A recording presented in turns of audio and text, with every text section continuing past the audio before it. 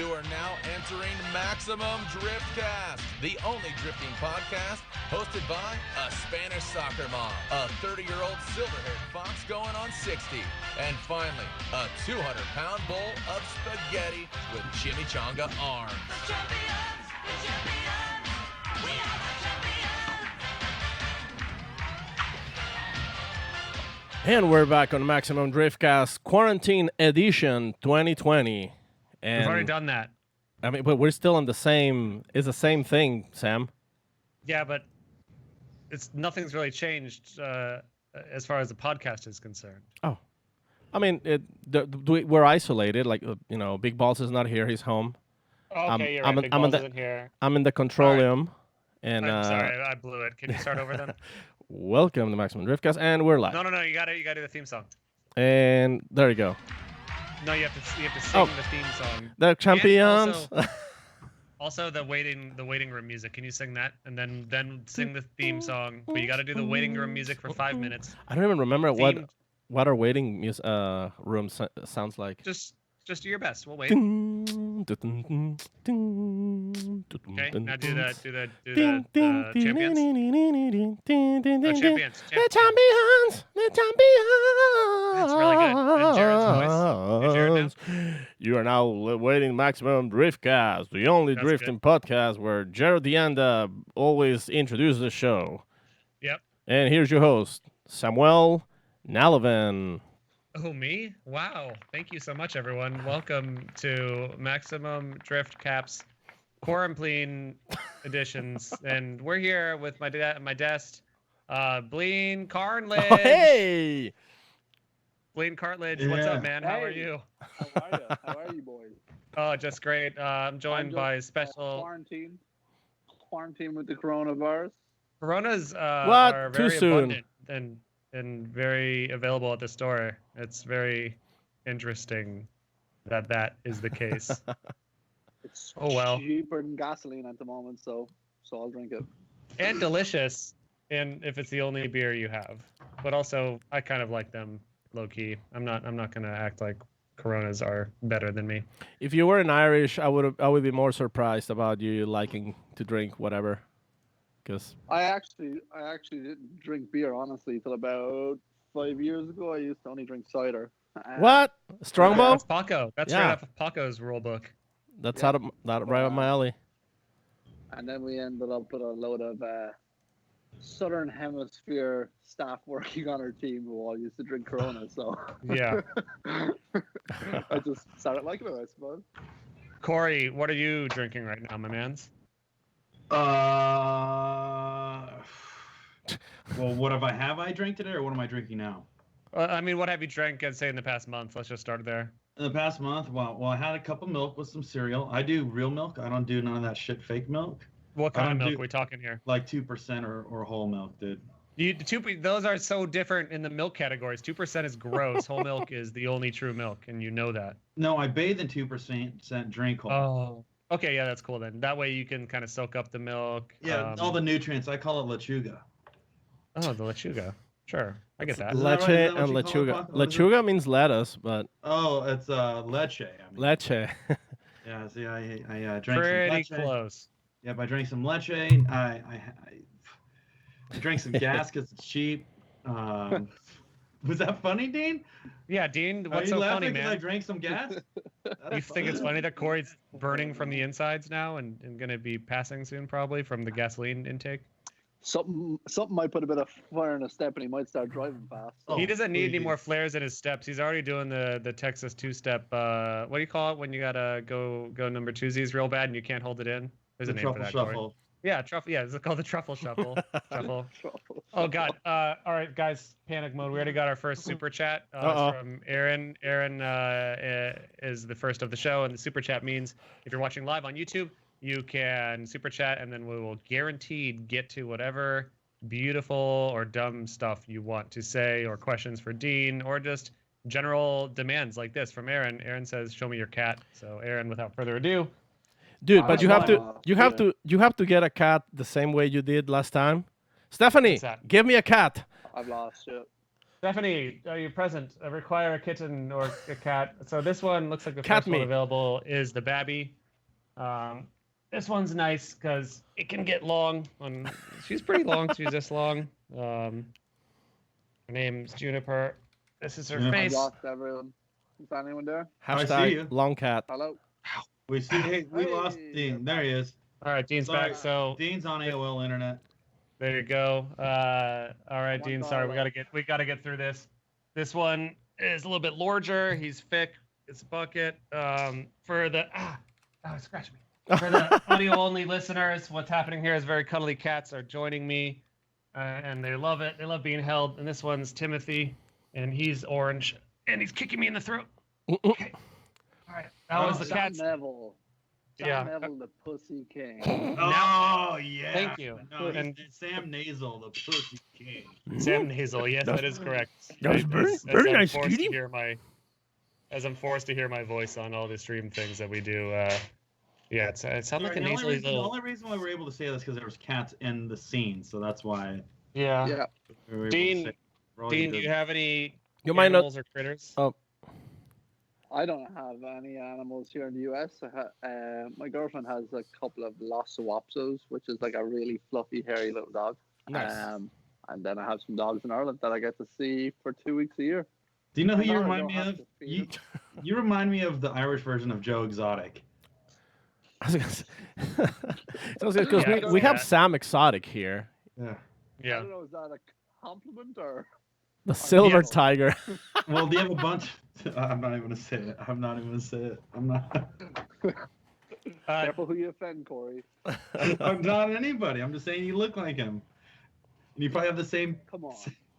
Never mind. I'm not gonna say it. I'm not gonna say it. All right. Dean, do you have any cool like quarantine stuff you're growing out? Like Corey's beard and mustache combo, where you're seeing right there is 3 months growth. My shit up top here looks pretty ridiculous. It's just growing out on the side, and it's The very audio large. is gone again. Oh, Audio is Dean. gone. Dean, are you okay, bud? No, we lost him. All right, well, all I had to do is show him the big white puff of hair that I have, and Dean just leaves just like that. We're not talking Tiger King, guys. Everybody in chat, stop being so sensitive for the Tiger. For the audio listeners only, subbed up, and a couple of guys goes, enough with the Tiger King. Guys, when you can call Dean the Tiger King, you got to take advantage of it because I think he knows exactly what that means. All right? Mm-hmm. All right, guys? You can see Paco at the Controlium here. I was Um, trying to it- re-bring the. Hello. There you go. Oh, fuck. We're What are hoping you to- doing?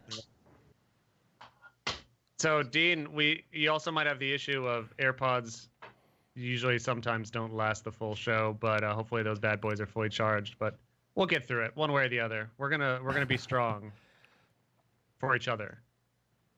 He's on Is he worse frozen? internet than Paco right now. Oh, I think he's frozen. Huh. This is Let it go. let it go, I man. can hear you. Oh, there you go. Okay, Okay. there we go. There you go. You're back. All right, let's get out the most important questions first. Dean, what have you been growing out since quarantine began? Obviously not facial hair because I struggle in that department. But Mhm. been growing out a few things. Not my bank account. Hey. or anything important. Yeah. So, no, Yeah.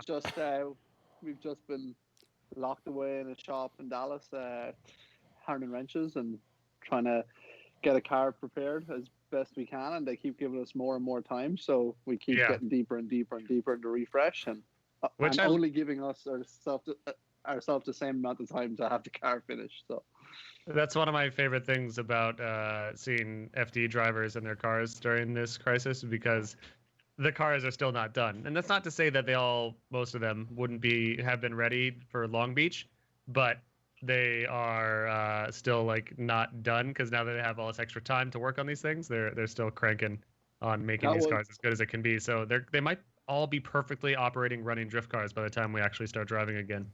I bet you there's still some guys testing the car for the first time on the way Mhm. down the hill in Atlanta. Oh, Guaranteed. facts. 100%. But we had our car pretty much buttoned up, like only down to bodywork and stuff. And then we got an extra 4 weeks first, and we're like, oh, okay, let's blow it apart. I wanted all this other stuff, and then they gave us 8 weeks, and we're like, back to a bare chassis, take it all the way back, and let's just do it properly. So Yeah, that's awesome. so Tell us about your 2020 car. it's the same chassis that we used. He's having an aneurysm. That's a perfect screenshot. What? Ball later in the pretty Dean. good steps forward, I think. Dean, hold on a sec. And wait. We're cutting out, my man. All right, so this is the most exciting part of the show. All the listeners, this is their favorite part. Is where we try to troubleshoot your internet issues. What's have you done a speed test? Are you on Wi-Fi's? I'm on full Wi-Fi, full bars. Is Just so happens to be in the countryside. Is your girlfriend and her dogs downloading Movies, Netflix. dog porn, anything? Hang on. No. Courtney! Her reply you wouldn't like. So. Uh-oh. Oh shit. Okay, cool. I'll be chill then. Yeah, I guess we'll just grin and bear it. We'll try it just like everyone these days. We're gonna do our best. Our very best. Go. Sam, sorry to interrupt, but Yeah. did something happen during the show that I missed? I thought this was just normal. I thought this is normal for our show. Oh yeah. Sorry, I didn't know if anything was messing up. It just seems pretty normal. I was gonna say, Corey, I think I'm getting a hard time because every time I've watched it, it's been like this. I'm just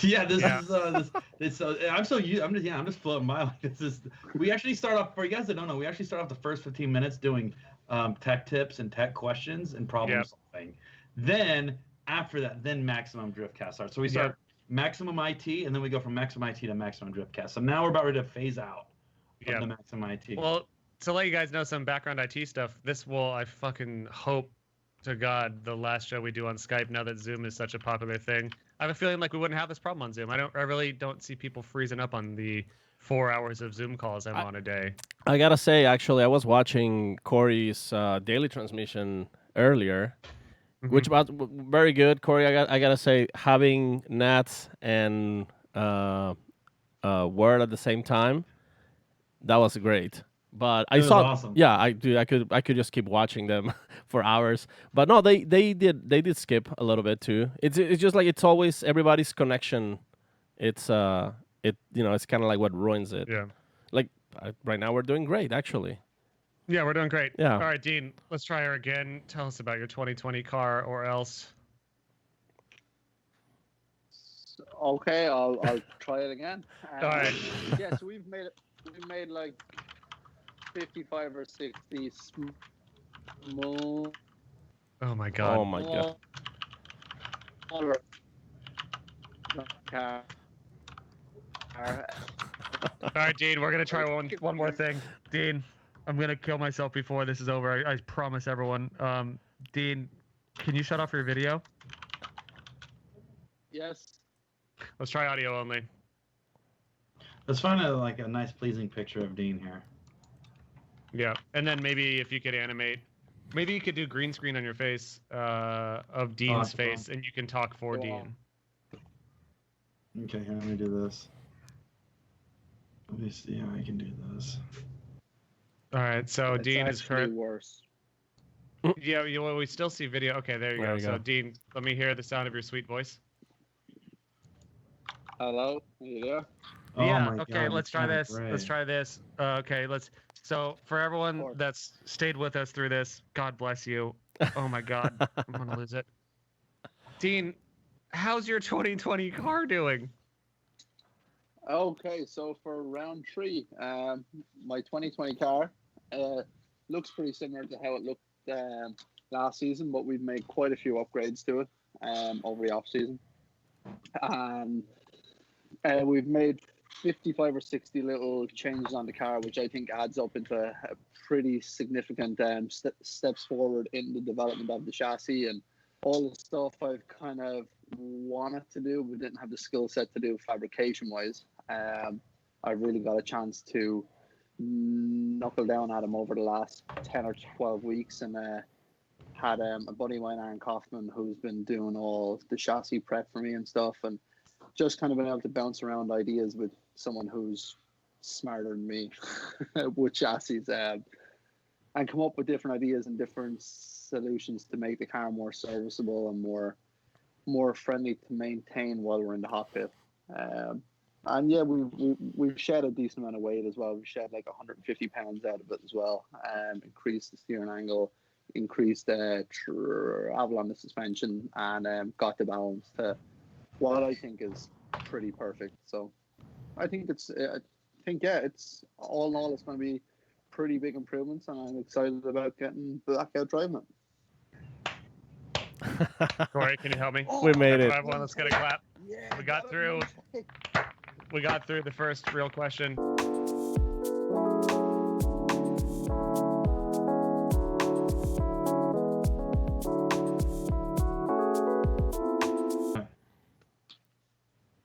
So I was going to say, now that you're working with a guy named Aaron Kaufman, who is well known within the automotive community, we're forgetting about your dear friend Brian Bridges. Who are you doing transport with now that you're doing all your work out of Dallas?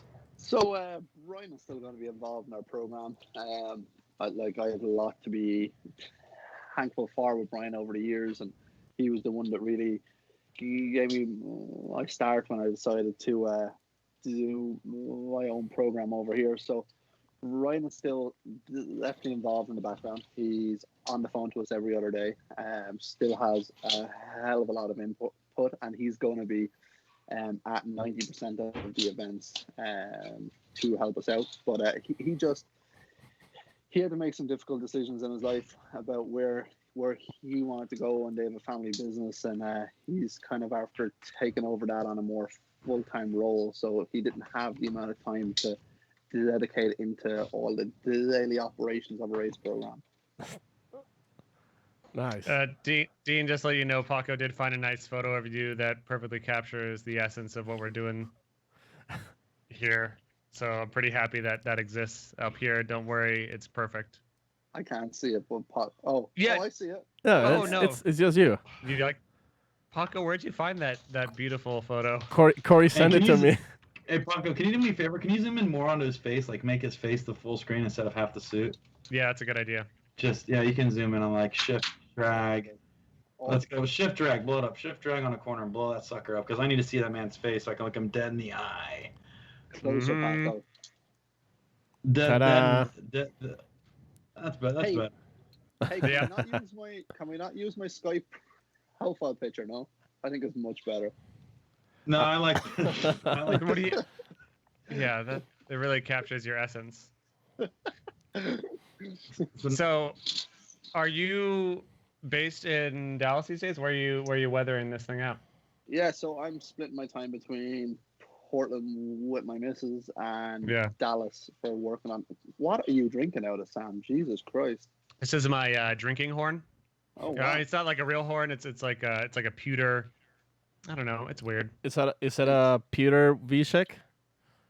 It's a pewter V-check. Yep. Oh my god! Guys. Full disclosure, I have broken all of my wine glasses by various means. And now you're drinking out of pewter Witchek's horn. Yeah, it was Wow. either this or a sippy cup. So here we are. All right. Well. Well, I forget the question. What was the question you asked me? We asked you Where am I splitting my time? which finger would you cut off first if someone was like, I'm gonna cut off all your fingers, or you can cut off one yourself. Which finger would you cut off? That's what the question was. Pinky finger on my right hand because it's useless. How would you sip tea? No, it's not useless. How do you do two in the pink and one in the stink? Then you just go. Corey. It's We're a trying to PG keep this show. Corey, come on. Yeah, we're already so far behind, guys. we're fucking backed up. Well, he just says it's useless, so I just wanted to stand up for the man. Yeah. Because now he's I gonna mean- regret it 6 years down the line. You know what I mean? Yeah.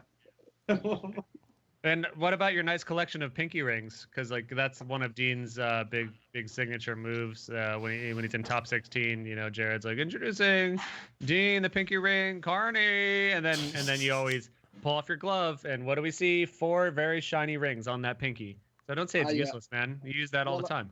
Well, I'm gonna put them all on my toes instead, so I'll have to. Take Oh, my good shoes call. off. Good call. Very brave. You're the Chris Angel of Ireland. Yes. Often been called that. So are we going to talk about anything semi-interesting, or are we just going to talk shit? Oh, Dean with the fire now. Oh. Dean, why don't you run the show? What are you interested in talking about? I mean, you've been driving the How same was boring your car night, for like Sam? a decade.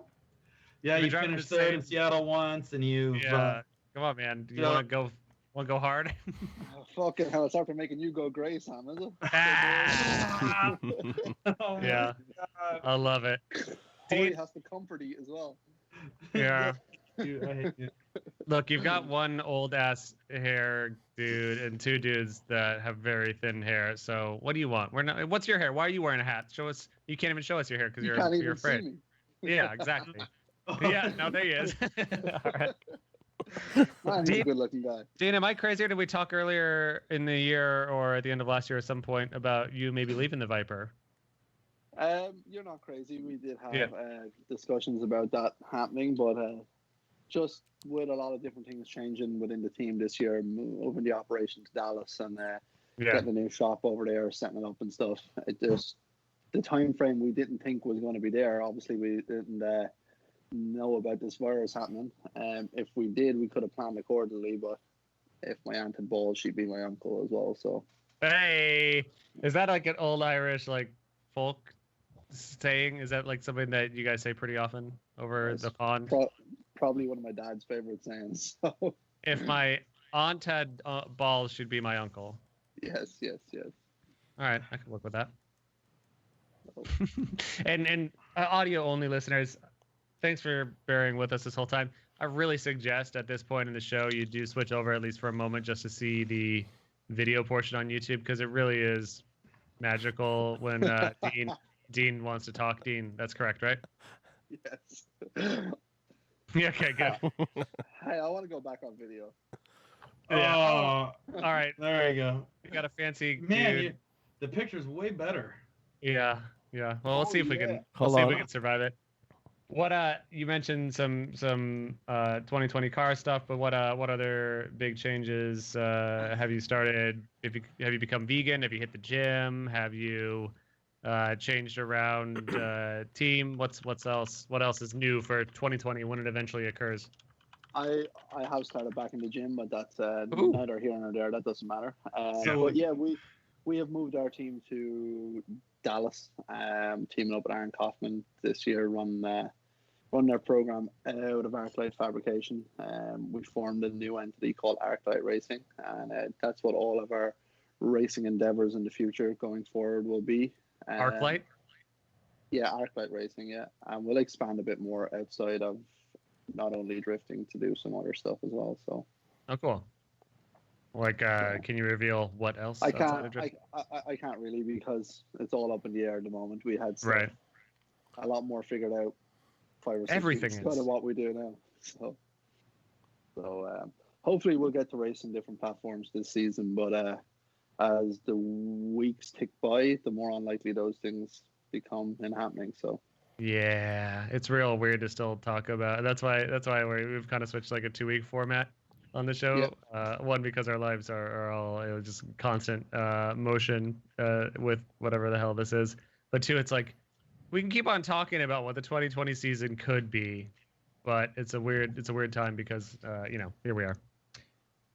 Yep, my hair is so big. That's for on sure. stream. It looks terrible, guys. We It gotta makes fix this. it makes you, Sam, your hair makes your head look small. Yeah, if I do this large hair situation, it makes my Your, head. your look- head shrinks. Your head shrinks. Yeah, that's true. I think it looks Corey, like You have a a wig. pretty good quarantine hair, I gotta say. I've seen definitely some people out there with them terrible. but- Yeah. but you're actually gonna- you're killing it. I'm gonna give up and let Stephanie cut it pretty soon here, and we'll see how that goes. I think she'll do an okay job. You You should, also may have seen if you follow her on Facebook, you saw about 2 weekends ago we did what was called Quarantine, and what that was is where we did Stephanie did my hair and gave me guy liner to make me look like a hardcore kid from 2009, and it looked pretty cool. It was pretty cool. So that might That's go what for Dean that looks look. like right now. Hardcore kid from 2009. Yeah. Yeah, I would say so. Emo. Dean, what are your favorite screamo bands? I don't have any. What about just like They're all garbage. some? You a Fall Out Boy fan? No. Hawthorne like Heights. Nick- Like I'm like more Guns N' Roses, Red Yellow Hot card? Chili Peppers, that kind of shit. Yellow card. No, As LA dying. As I died. no, Brand new. no.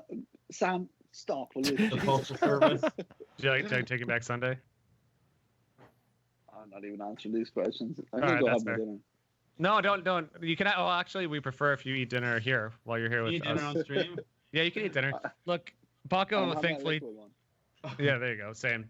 Paco, thankfully, let everyone know initially that this is the quarantine MD, which is important because somehow it's even more of a shit show than normal, which is very impressive when you consider it.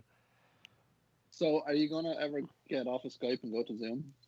Yeah, like I said, I think this is the last one. This is the final straw. We're gonna figure it out. We're gonna send Skype away in a very nice goodbye. We're gonna by put it setting yeah. Paco's entire studio on fire because of all the shit it's caused us. exactly. I was going to ask you this question. Actually, Corey Z32 in chat asked, has factory support stepped up since last show? Has Dodge ever recently jumped on board more and been more involved with your program, or are they still?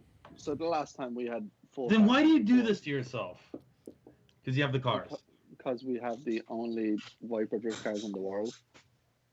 But you can go do that at Goodwood or Gridline, and it's $100,000 cheaper. And then be like everybody else on a 240, and no, that's not. So you're doing it for clout. You're a clout daddy. No, Clout I'm daddy. just doing it because we enjoy the challenge of doing something in a different. You've been style enjoying chassis. the challenge for 7 years. More actually. 9. Oh actually. my god, dude, you So, could win Formula Drift. You can win. I think I can win on this car. You think so? Yeah, it's just It should. it's been very challenging just because it is like naturally a very expensive car to operate, and no one makes any parts, so the R&D falls solely on us and everything that we have to pay for. So it's like a fine balance between what can you spend and what's a spend that doesn't have guaranteed return. So it is a difficult feat, but having someone like Aaron at the moment is definitely like massive steps in the right direction, just to have a fabricator of his caliber like on call and just able to put all of my ideas into practice, like, you know. I remember last show you were on, I think you told us the price of a single taillight, which you break every round when you drag your ass on the wall. $900, yeah. It kind of sucks every time you break a taillight. Oh, that's insane. And you have to buy one. Yeah. I do get a discount off of Dodge, but it's like 35% off or something. Yeah, you're still. That's still a $550 headlight. 35% off is a pretty good discount for a car, if you ask me. Yeah, that ain't bad. But like, what is Corey, like when you blow out some S14 shit? Like, what does that He cost buys you them for a taillight? He buys Nothing. them at a China Nothing. Dude, for okay. $10. Dude, I do. And why? Because I could put more money into something else that's like better for the team, like food. I'm asking for a friend because I actually did Sam, start you go tearing on apart. Amazon. I did start tearing apart my car this week, by the way. Dude, you could go to It's Amazon and official. buy a pair of spider lights, like both outer pieces and the center bezel for like $112. Because my Zenki headlights are a little bit clapped out, and but I do like the style of them, and I can't find anything that's good, I should say.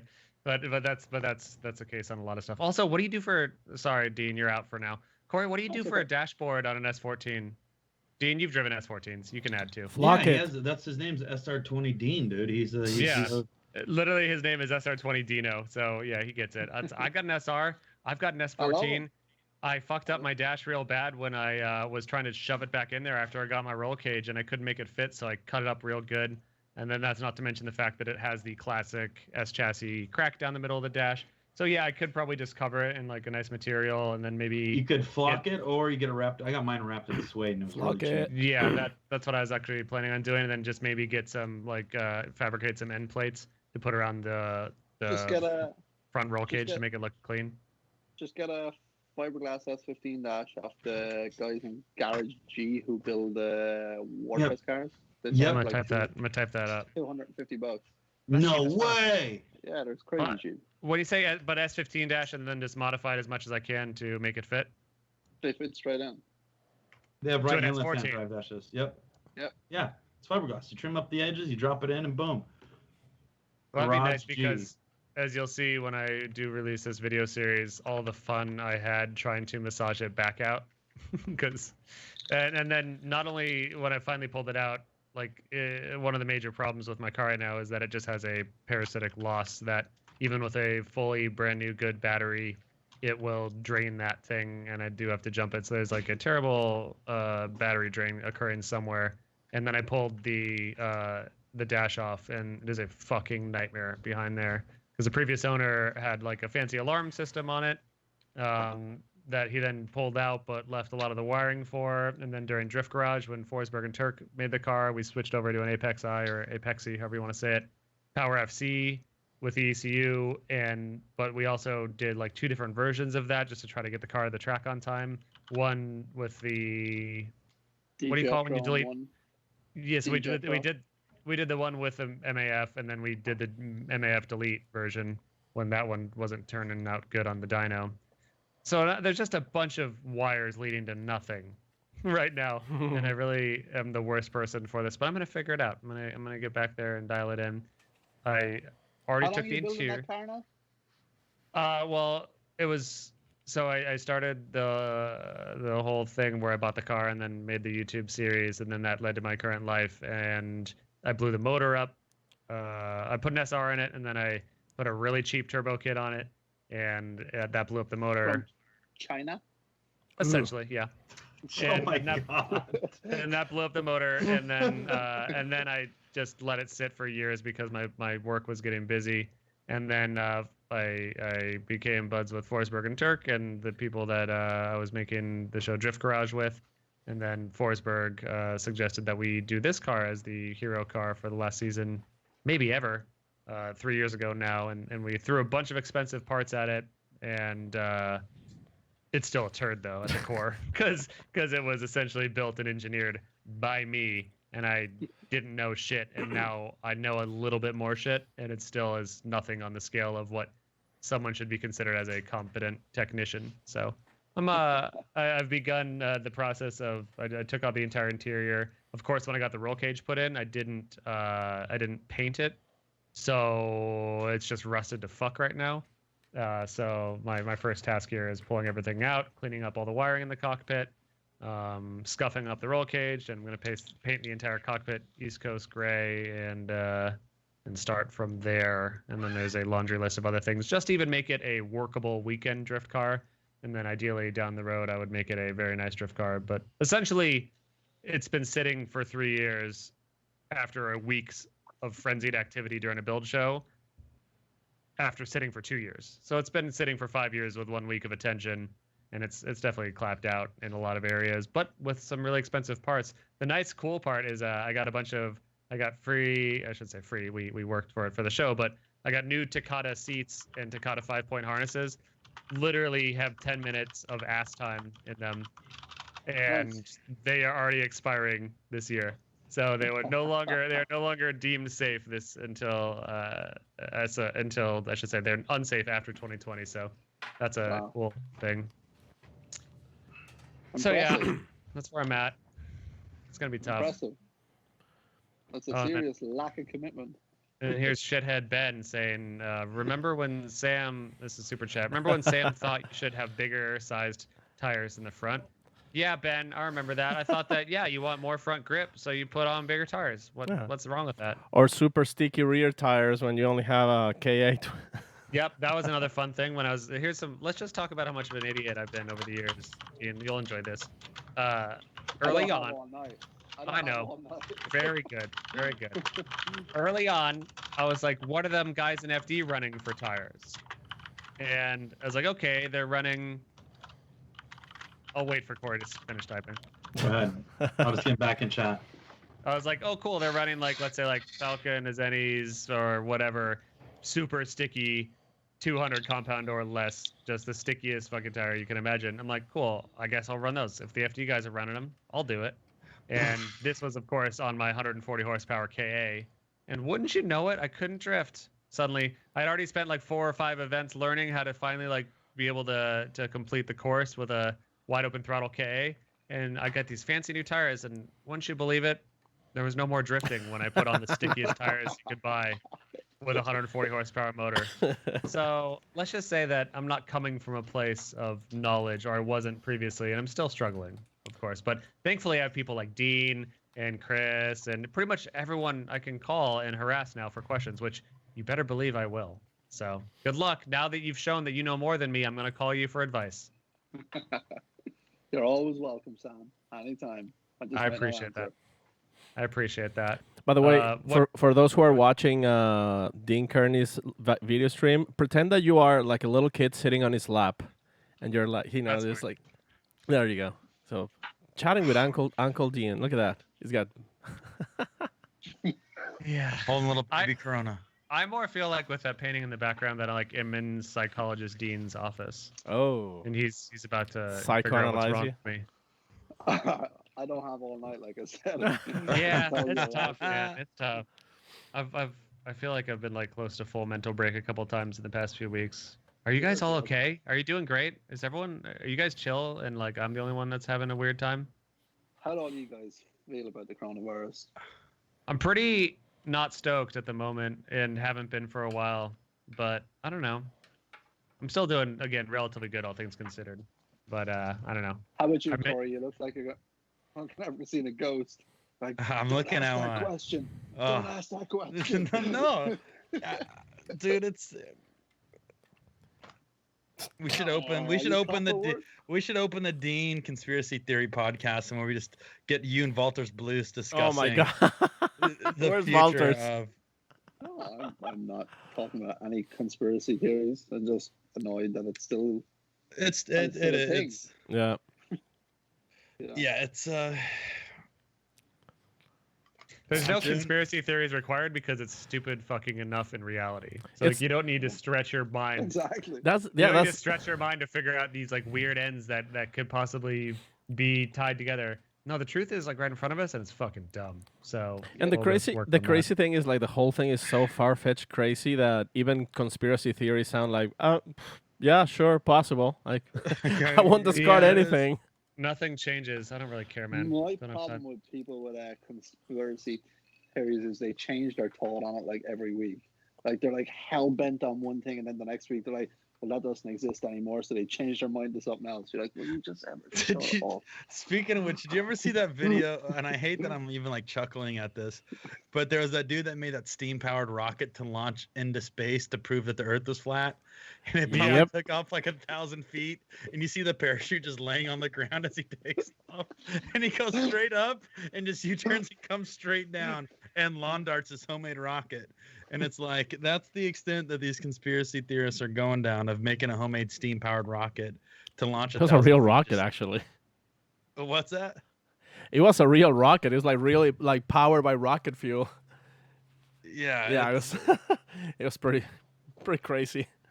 Yeah, it was one of those things where you just go, yeah, this is that. But it sucks that it's happening, dude. Like everybody's pushing their events back. Nobody knows it's even going to happen.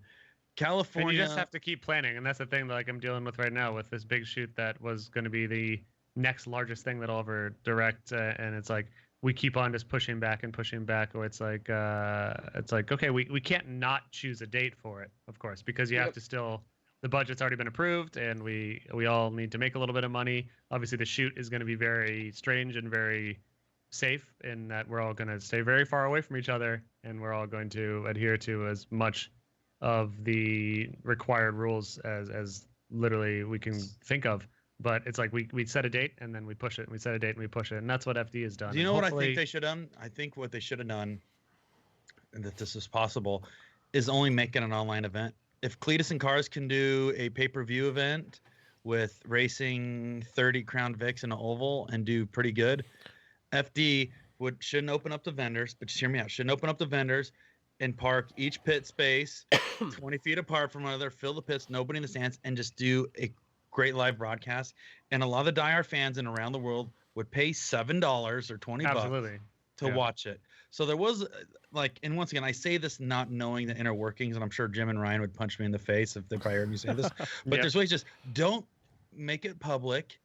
It's not crazy large gathering, and if they can let 500 people in the Walmart, you can let 500 people in a racetrack that's over 5 miles wide, like Texas Yeah. Motor Speedway, and just set up pit spots 30 feet apart from one another, and everybody can just do their social distancing and just make the best live production you can possibly make. Yeah.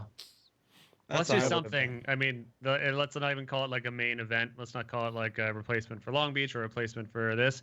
Let's get this like all the California drifters. So we don't even have to travel. You don't have to get on airplanes. All the California drifters is like half of the FD field lives or is here enough. And Dean, you can come too, even though you're in Texas. And just do All my our stuff is in California still, so Oh, perfect. There you go. When we could do our S13 spec series at Willow Balcony, where we create a track, and like you said, Corey, everyone is 30 feet apart in the pits, and you're only allowed one crew guy, and they've got to be who you've been quarantined with, and we get like 10 FD drivers and just do the run it till it dies S13 spec series with 10 car trains and how just about like tandem though? Well, here's this though, Sam. Since having a race shop is still considered essential business because you're working on cars, yeah, you cars. could need to be- technically have your employees near each other because they're quarantined Sure. together in the essential business. Yeah. So you could have multiple people on the team. You just have to be considered an essential business, which you're servicing vehicles. Dean, would you be a part of that, or what's your thought on how to make I'm an down. actual automotive event these days? I'm down. So my 001 chassis lands in Houston tomorrow, and I'm down to go play with that Viper anywhere, anytime. Yeah. Do you? So that's your. I know you have your code names for your Vipers. What's 1 and what's 2? 001 is the car we use from 13 to 17. It's the car that's done Goodwood and Red Bull drift shifters and all that kind of stuff. That's basically anything that's not FD and that's international. It's done for Yeah. the last 3 seasons. But it lands in Houston. It came back from London. And it gets in tomorrow, and I'm planning on going doing some stuff. Yeah. Obviously, practicing social distancing as less as we can. I'm just going to go have some fun with that and make some content. And Has it been in England since Goodwood? it was in Ireland. I went back to Ireland. Oh, that's Oh, okay. right. Yeah, I remember that. You ran IDC out there in it. Yep, we did. So, and then it's at my parents' house for the last couple of months, and then it was supposed to stay for Goodwood this year again, and some other stuff we had scheduled in Europe, but the Karnage was going to expire on the car, which is like a car passport, was going to expire on it before the new scheduled date, so we had to ship it back. So Okay, let me ask you this. So if let's say I'm going to put you in a scenario and I want to get your answer on this. So let's say you're about ready to Become an enter- uncle, and you're an aunt right now. What do you do to become an uncle? I already am 4 times, so Oh, Okay. Uncle Dean. All right, No, sorry, it's- Corey. I had to get that out. Okay, because this is on a similar wavelength as that. You're going to Texas. It's the middle of June. It's steaming hot, and you know what it is like in Texas in the middle of June. Would you prefer to take number 1 or number 2? All right. I see where this is going, Corey. No, I would. We're going to make some changes onto the 001 chassis to make it drive the same as the 002. So I will kind of do all the beating on that car, if you know what I mean, and then save obviously the race car for Formula D. So you'd start with number 1, then probably go to number 2 later on. Yeah, that's normally what I do every day. So Sorry. Yep. Paul had just asked, what do you daily drive in the U.S. and in Ireland? So that kind of. I daily drive an F-150 Ford truck at the moment. You're more F1. American than most of us on here. I know. He drives the Viper and an F-150. Fuck yeah. Spends time in Screaming Texas. Bleeding America. Yeah, red, Yeah. white, blue coming out these veins. should get that Patriotic checked out. bed sheets. Big American flag over the end of my bed. Wait, Yeah. you kept saying China. Where'd you get that Viper tail? Like China? Because it came from China. Did it come from China? Trump saying that on national TV has been like the funniest thing of the whole quarantine. It came from China. It just rings in my ears every day. China. That sounds awful. So funny. Corey, it just occurred to me that you have multiple S chassis that you've stripped down. Yeah. And pretty much every Formula Drift driver has at some point stripped down an S chassis. Uh-huh. I don't know why I didn't think about this before. I thought I was really going to be alone in this. So I actually bought back my my chassis. I used to drive over in Europe. I bought it back over Christmas. Oh, hell yeah. When I was home, I sold it in I won the championship with it in 2009 and parted it out the following week to fund drive in Irwindale with Intech Racing and S14. So I sold it in like September 2009 and I bought it back in December of 2019. Didn't see it for 10 years. It was left exactly the way it was.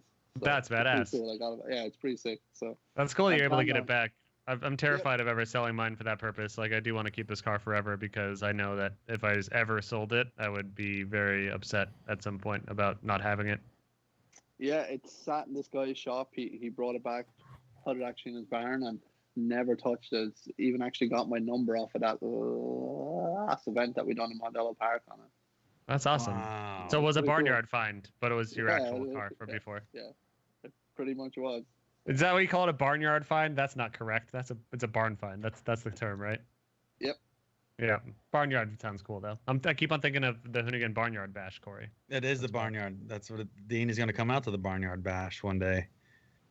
I was already out there. I'd done that before, didn't I? No. You did the daily transmission, but you haven't done one of our live shows. Oh, I see what those daily driven exotics boys done. And I couldn't match that shit. Ramming Dude, Lamborghinis into walls. Damon's nuts, huh? What were you doing with those guys anyways? I saw you drove their Ferrari, what was it, 599? F12. I drove F12. from Portland down to Dallas. Myself and Aaron are doing a twin turbo kit on it that we're starting on Monday. So it'll be the first like top mount style twin turbo F12. It's gonna be pretty crazy. He has some wild ideas for it, and even if he executes 50% of the things he's after talking about, it will be absolutely nuts. And you're going to drive it home with 12,000 horsepower. I said myself and Aaron are going to drive it back to Canada Farm to prove that like it all works. So, were you doing some YouTube content with the DDE guys? Yeah, we're working on some projects in the background at the moment. But yeah, we done some stuff earlier on this year, and it was going to be on a more consistent basis until the coronavirus took over, and the boys had to flee back to Canada. And I haven't seen them in 3 months, but we talk on the phone every day. So. And you have their Ferrari. I have their Ferrari, and I have a few more of their cars very soon. So driving a Ferrari across country, is it all pumped up to be what it is? Yeah, so like for those people that know me, like I am Porsche 911, like through and through, bleeding 911. But after driving that Ferrari for 2,500 miles in 40 hours, I have a new love for Ferraris, and that car was incredibly impressive. Which model is it again? An F12. Ferrari nice. F12. Yeah, and that's kind of like their Grand Touring model, so it's kind of meant for chilling and sitting in and driving cross country, perhaps. Well, I don't know about driving across country because the seats are like something out of Spirit Airlines inside. Like really skinny seats. But yeah, but think about how lightweight they are. They are incredibly lightweight. Light enough that it's done 186 mile an hour through Wyoming. So yeah, it's pretty impressive. Not by you, but you know that it can do that. No. Yeah, I was just told it done it at 4 o'clock in the morning. Yeah, someone has done that. They've been cracking down on speeding and driving violations in LA. LA was one of the charming things about it when I moved here is like, oh, you can pretty much drive as fast as you want almost anywhere as long as you like don't hit stuff or people. And suddenly now like 2 people at RS have gotten tickets this week just driving like 10 to 15 over in just regular zones, which is very tough for all of us because this is like open season. Like the roads are empty, and all you want to do is drive 110 miles an hour down the freeway. But be careful if you are listening. I guess anywhere in the country. I think cops they're also trying to make some paychecks too. So they gotta keep the money flowing. But just because the streets are empty doesn't mean that it's a good time for speeding. I agree. Or do 183 miles an hour through Wyoming. Yeah, like your I was told stupid to friend. Yeah, your stupid friend did that. That's crazy. That's what I They're- was told it done. Dude, it Yeah. was crazy. Like, I have never seen so little cars on the road, like on the way across country. Like, Yeah. no rigs, no. It's insane. It was like, Dude, it's fucking weird, crazy. like a zombie apocalypse. It's. Have you been to an airport? You did fly on an airport, and you took a I- picture with you and like only 3 other people on the plane, right? Yeah, and I was on another flight again yesterday, and there was 21 on the flight, I think, yesterday. It's crazy. Turk just It's came so- back from the It's East so Coast nice though, and and security, though. It's so But he nice and said- security. he said his plane was uncomfortably crowded when on one of his legs of flying back home for a minute. Like he said that, of course, it wasn't a full flight by any means, but there was still a lot of people on the plane and like people not wearing masks and stuff. So that's definitely weird. And of course, Yeah. like the airlines are saying that they're spraying everything down and all that, but so like sitting across the row from someone that's not wearing a mask would definitely be a bit of a discomfort. Hopefully, Yeah, but- don't have to do that anytime soon. We'll see. Yeah. Yeah, we just got to figure out a resolution to get the show back on the road and do this FD stuff again and do some Yeah. driving. So I hope California. You said Sam, California's like on lockdown and it's like we're doing Yeah. no major sporting events for the rest of the year. They didn't say that that's as a definite thing. They said they can't foresee that occurring, just being predictive, which I understand. And don't take my word for it. Maybe they did actually say that as a concrete thing, but I don't feel like they made that concrete statement. That it said they can't imagine a crowded arena of people for concerts or crowded Long Beach or Irwindale stands. Like that's not the reality for a while, I believe, until potentially a vaccine day years from now. So this is the reality for a while, and I imagine that people will find ways around and ways to not ways around, I should say solutions to a lot of the major issues that occur right now, because obviously we've got to do something. We got to do some shit, but the bigger But do you thing that not- I'm worried about. Go ahead. Like, I think, like, people quarantining how they are, I understand that and everything at the moment, and I think it is the right thing to do, but I think the longer everyone keeps, like, disinfecting everything, the more you're going to break down actually your immune system and stuff, and then when you do go back out in the world, you're going to get, like, sick Double. much more easily. Regular Yeah. sick. I mean, Yeah. yeah. I Yeah. mean, now that we've all been And- sitting in our closed off chambers for the most part for so long, that I think I don't know. None of us are epidemiologists, believe it or not. Yeah. You have never believed it from this conversation, I bet.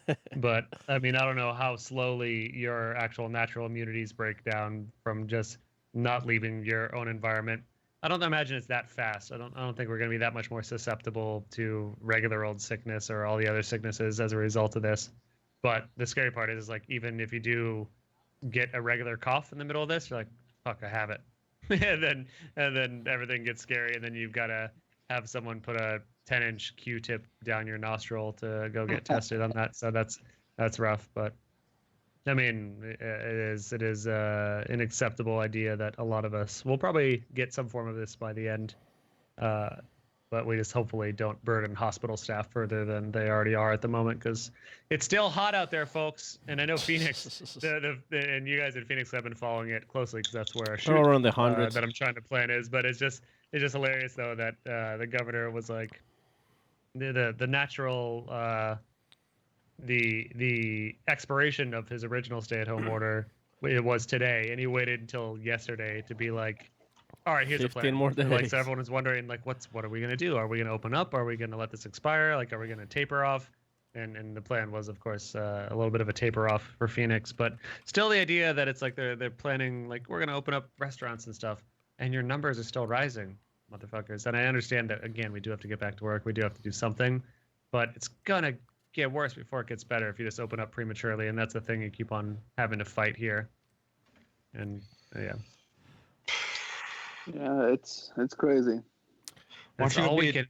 What Dean just needs to become a doctor and solve it already. You know, he's already Dr. the doctor Dean. of the Dr. Carnage. He's already the doctor of the Viper. Why don't you You become know- a doctor? No, I have my own opinions on it, and probably some stuff I shouldn't say too publicly. So I'll refrain from saying It's Yeah, okay. anything. All I'm your the same. sponsors are gone anyways, man. It's li- good. It's okay, Dean. I mean, if you think the 5G is causing it, I'm with you. No, It's no. a 5G. No, I'm not. No, I'm not on any of that stuff. I just like, come on, boys, just get Definitely over the it. 5G. Let's just get back to racing. You know, I don't mean- know if it does have to be behind closed doors or whatever we have to do. Yeah. But Dude, let's the go racing. 4G gave me hemorrhoids last year. I mean, so not Because surprised you that took a 5G, 5G. right? What does the G stand for? Is that G stand for guys, Paco? You took 5Gs, right? So that would cause some hemorrhoids.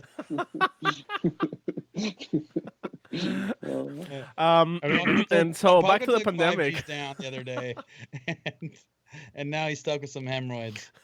God dang it, Paco! I hope you recover well. Well, dude. thank you. Back to maximum pandemic cast. No, I fully support all. I should say all. I should say most measures to socially distance and to, flatten the curve and slow the tide of this. That being said, I totally think that there are racing options we can do, but I know that how do you feel with about, with state know, with like- state and government ordered option or quarantine things saying like you literally cannot do these things. It's tough to say like racing's safe though because we're all in enclosed capsules in these cars. Like we should just do that. But like yeah, racing. I shouldn't say like they need to make like a government ordered exception, but it's like there needs to be something that people can figure out to do to keep racing But going then, because you know, there's got to how be do you great feel- ways to stream this. How do you feel about like the international drivers that are not going to get a chance Yeah, to come over and compete?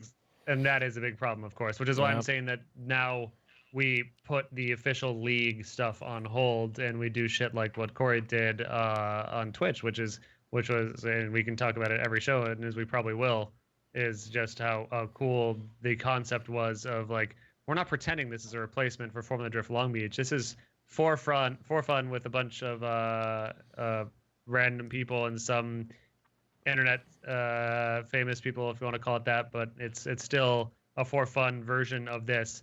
And it's like you see F1, you see NASCAR, and you see other racing organizations try to come up with the answer to the problem of there are no physical events. And their initial answer, I think, was the wrong answer of let's just try to hold the closest thing to an actual event as we can, because that it doesn't work. It doesn't feel real. It doesn't feel good.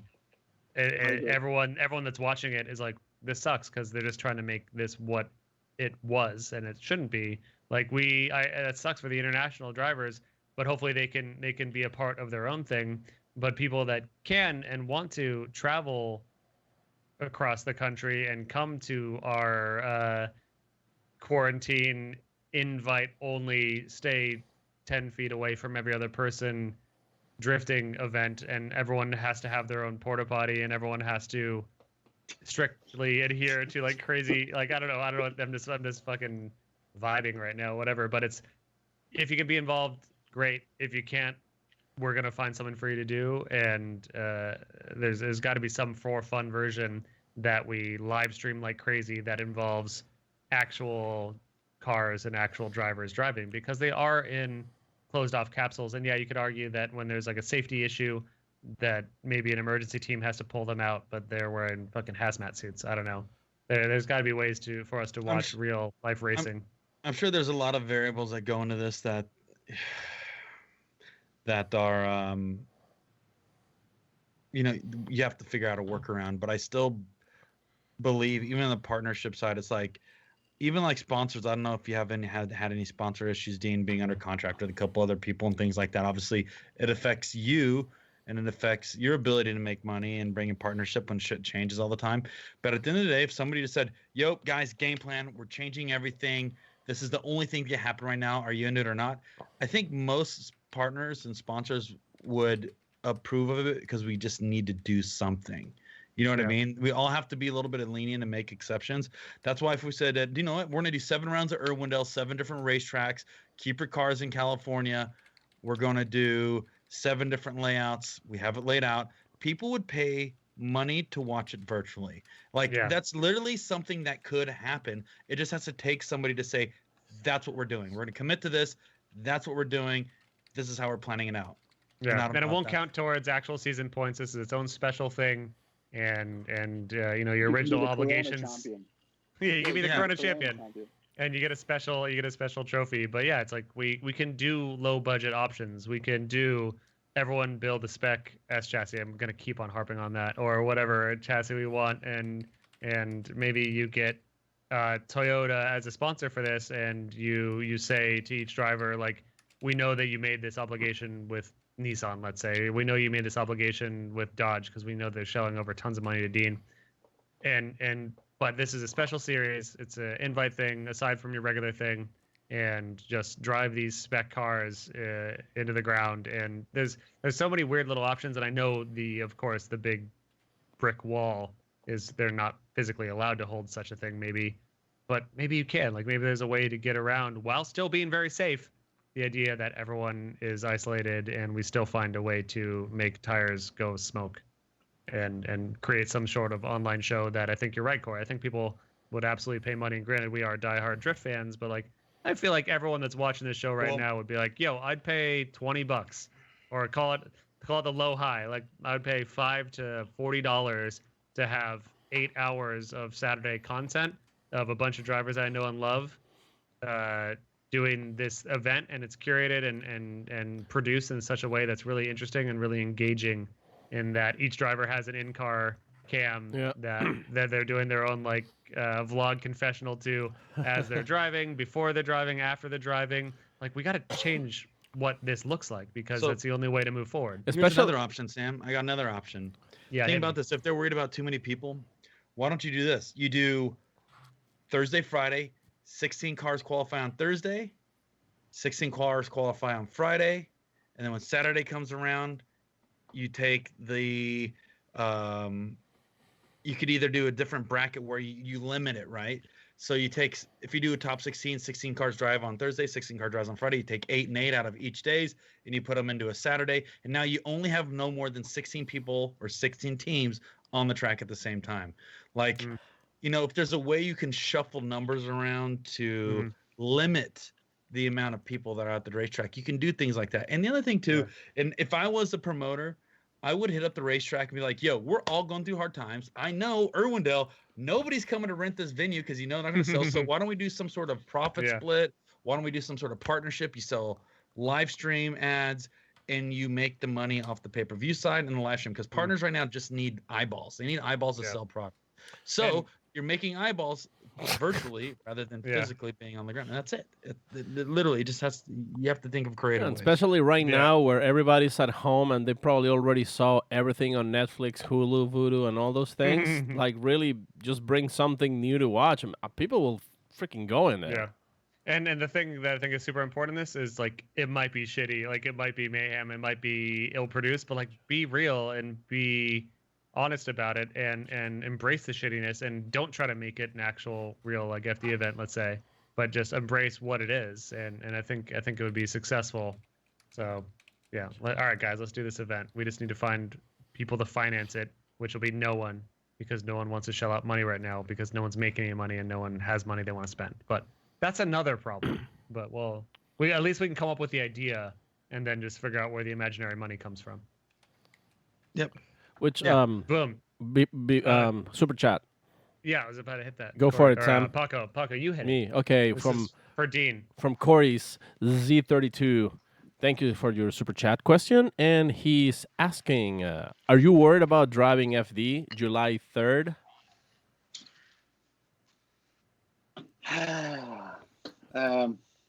Kearney just got out of the toilet, by the way. He was taking a dupe. No, I didn't. I just went to get another beer. Hey!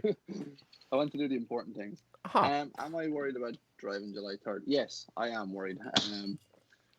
We're very much focused on the sense that is definitely going to happen, but we're also realists in the sense of there's possibilities of it not happening, and we're pretty heavily developed into a plan B at the moment for for what we're going to do to make sure that we provide value to our partners if this season does go down the toilet completely. But we're still trying to remain optimistic.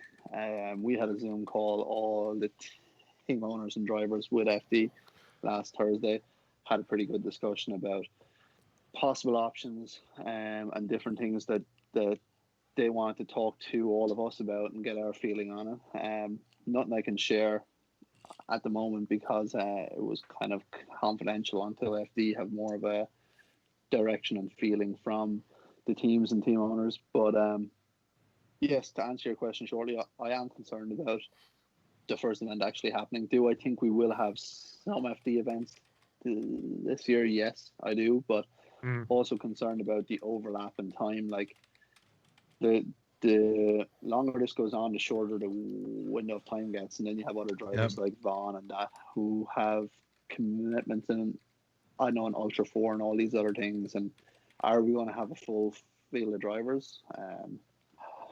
Who knows? Are we going to have fans?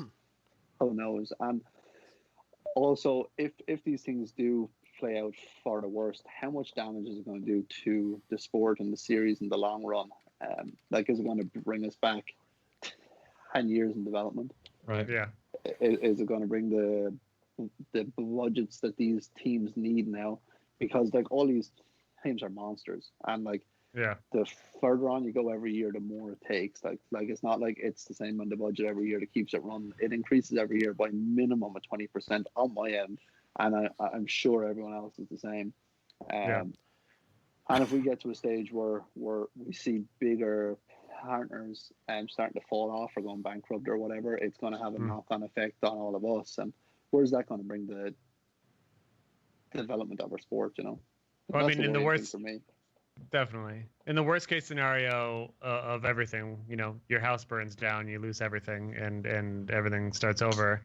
There is always that beauty of the fact that you get to start anew, and that's something that might occur here. So like, let's say the whole house burns down and we don't have a 2020 season and no sponsors are paying for drivers to come out. Like, we must evolve in a new way now. And you could say that FD faced the crisis previously of the recession, right when they were like blowing up in popularity. They faced the recession and no one had money to pay for stuff.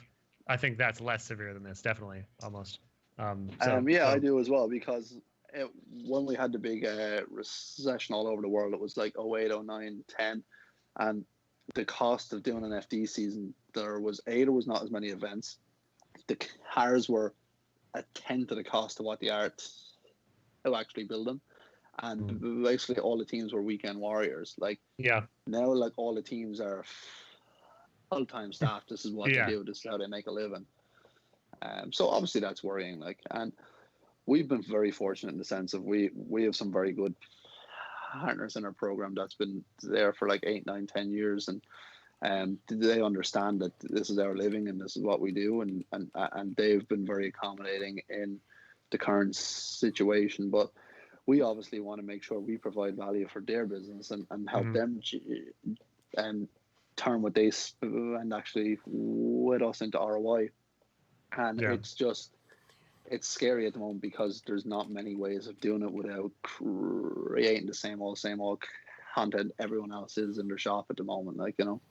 Yeah, and that is the forced evolution that we're talking about here. So, I mean, as nothing changes externally, we must kind of force ourselves to change internally. And like, if there is, I don't feel the virtual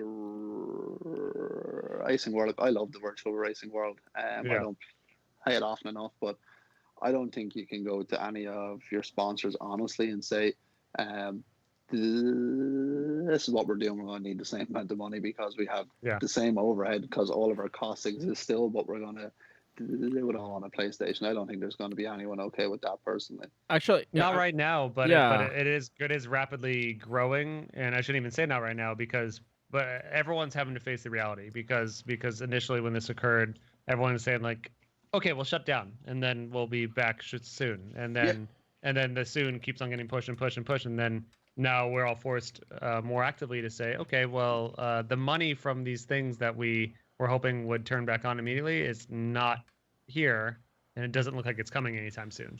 So now we're all kind of forced to. So at least in my world, that's the only thing I can really actively relate to. It's like we are saying like, okay, so the faucet was turned off.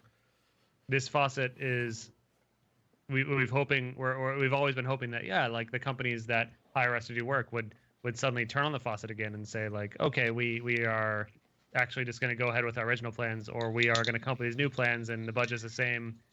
But that's of course silly. Like that's not happening, and that's not going to happen anytime soon. So suddenly we are forced to innovate and think new and fresh and clear and clean ideas of what is possible in this realm, while also facing the massive struggle of there is no sign of income. So we're all now suddenly trying to survive and strive in this world where there's no sign of income, and we must figure out how to pick up these scraps of money from people that don't have it, nor would they be willing to pay it if they had it. And it's forcing weird creativity of throwing shit on the wall and seeing what sticks, and there is no real answer. But I think that's kind of what is going to evolve out of this, and as this continues or grows, or as we have this false start again where everything tries to open back up, and then we go, oh shit, everyone's getting super sick now, and then we got to close it down, or we open it back up and everyone just gets okay anyways, and then we go back to a vague normal, but where this still exists. Like there's so many possibilities, but either way, people are being forced to innovate. Sponsorship, I think, in drifting and most, I can't speak for like F1 and other motorsports. Sponsorship and drifting, at least, I can almost definitely predict, because it's our wheelhouse. It's like going to be different for a while, because a lot of drift sponsors, like granted, some drivers, you included, I think, get a big chunk of money from maybe one major sponsor, and maybe that money will continue. But a lot like the mid-size sponsors, the small-size sponsors that have either shuttered their doors entirely and furloughed their staff, or just shut down.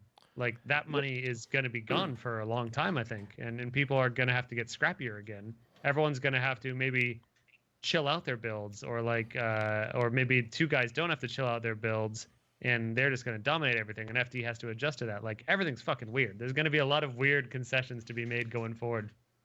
Yeah, the one thing I think is good is that it probably opens up a lot of our eyes into how single focused that we've all been, like hardcore reliant on sponsorship income for doing these programs and stuff. And I think it gives us an opportunity to think outside the box and try diversify our mindset into other revenue streams that can still filter into all of us going racing. But it's definitely challenging, and the strange thing about it at the moment is it's not something you can turn around and ask your dad or your uncle or your grandpa, hey, what did you do when this happened? Like this is all of us at this for the first time. And I think like it's going to be one of these times when the strong like shine through, and everyone else who kind of wants to put their head in the sand and just ignore it, are really going to suffer. I've seen. I mean, if we think about it, kind of like with the whole like esports, like look at like just regular esports, how much money they pull. Like like we've seen full arenas of kids playing Warcraft and all these Starcraft and all these games, and they get paid millions, and they get sponsors as well. So I mean, I don't think one thing is gonna substitute the other, but there's definitely a market that it's missing when it comes to actual sim racing and drifting in this case. And I think if actual sponsors can see that, I don't, even if you like an oil sponsor or a fuel sponsor, even if you put your name on this virtual racing series, the kids watching this series as well, they also put oil and they put fuel in their cars, So I still think on the racing world, we're missing out on the benefits and the advantages of the esports side of things. I think we can have both, and many pro drivers can be both. If they want to. There is some amount of weight there, but I don't believe it transitions the same way actual physical racing actually does in ROI. I feel like you play a video game, you're not really like focused on saying, I'm driving I know the Oracle car or whatever, but like if you see that car out on the track in front of you and it's doing cool shit. It's like that dude is nuts or whatever, like, and they want to Yeah. go down, they want to meet the driver and meet the team and stuff. And I feel for sponsors, there's a better transition. Yeah, but think Or about down it. to Like sales. these esport guys, or even Twitchers, they get paid millions. I mean, just putting an example like Ninja. There's like a just famous for streaming games, and he gets paid millions to actually. Yeah, but that's one guy though. Is one guy, Yeah. sure, but then But- you have on esports, arenas full of people watching, and you have teams, like 6 versus 6, and they're like going at it. I mean, there is still the what's it called, like the stage right now. It's open, it's clear. Like right now is when people can actually make it happen the way they can dream of. Like, for example, you say, like, oh, well, it needs to be teams or this and that. All right, well, let's bring all those ideas and make it happen. Like it right now, there's no standard of what this kind of competition could be. There's the big thing, like I've been trying to figure out for a long time, and I do really want to get to Corey on this because I think Corey has some of the most enlightened and well-informed opinions on all this. But I've been trying to figure out for a while why sim racing and all this like isn't as big and isn't as popular as Fortnite or Hearthstone or Dota or StarCraft or whatever, you name it. And I think it's because there's no basis for reality in these games. Like there's no real version of these that exists or existed Exactly. or probably can exist.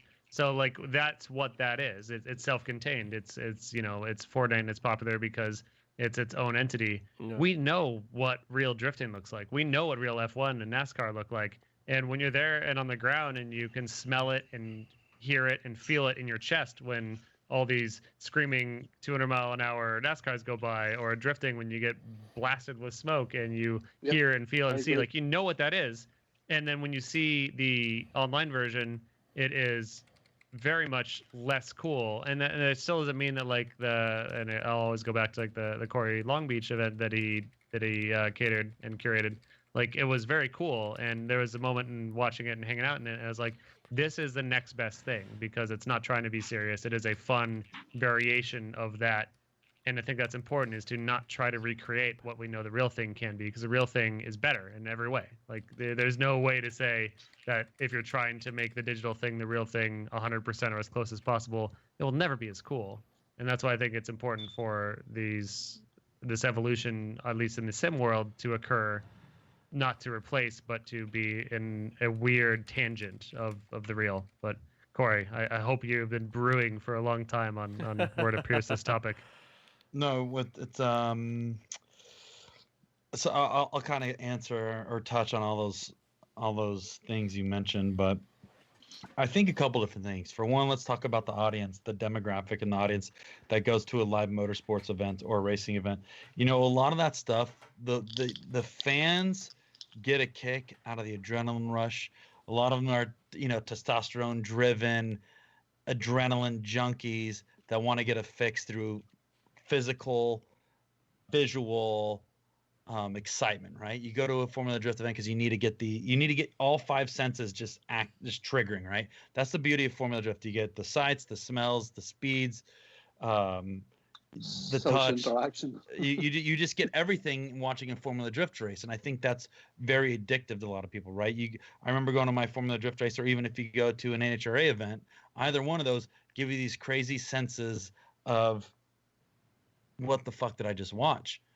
And I think that audience wants that. And I think a lot of that audience is still kind of being this little older generation that's not so Fortnite and so not so young, that even growing up, it's like, you spend too much time on video games, get off video games. Well, this new wave of esports is these kids who are getting told to stay inside, stay quarantined, go to school and get 10 minutes of video game play a night. Like, I think the upbringing is different than even we were upbringing even 15 years ago, 16 years ago. We're having another generation come up at the same time. So I think that is different. I think the people that are into motorsports, the 25s, the 21, the 28-year-old, are these older adrenaline junkies. And even our parents were like, yo, video games are not the best thing for you. But now with this younger, people our age having 15-year-old kids by now, it's like, yo, I used to play video games when I was a kid, go and play video games. So I think there's still a separation in generations that is different. And so a lot of these people that are into motorsports, I don't think they're gamers, and that's hard to bring those guys over from being diehard motorsports dudes until they're 30, 40 years old to watch video games. I think that's the biggest separation, is people just have to accept it. So that's one side of it. The other side of it too is, you mentioned, not replicating what's real life. And I think that's the beauty of video games and simulators, is do things that you can't do in real life, or do things that would be amazing in real life. Yeah. And Like you our bring up 20-car tandem Yeah. at Long Beach, because Yeah. you just can't. I mean, there's no consequences. no Like, buy runs, 20-car tandem trains for the rest Yeah. of the day. It's like, that would be something that we would like to see in real life, but we can imitate it here and just make what we want to be a reality in the virtual world. And I think Yeah. that's where I try to focus. What would be cool that we can do here that we can't do in real life? Because that's what's going to get people excited, because obviously we just have the real life thing. And I just had another event last weekend, Sam, and you missed it. And once well, you again, didn't invite me, man. it was the two streams were the largest viewed drifting streams on the internet those days.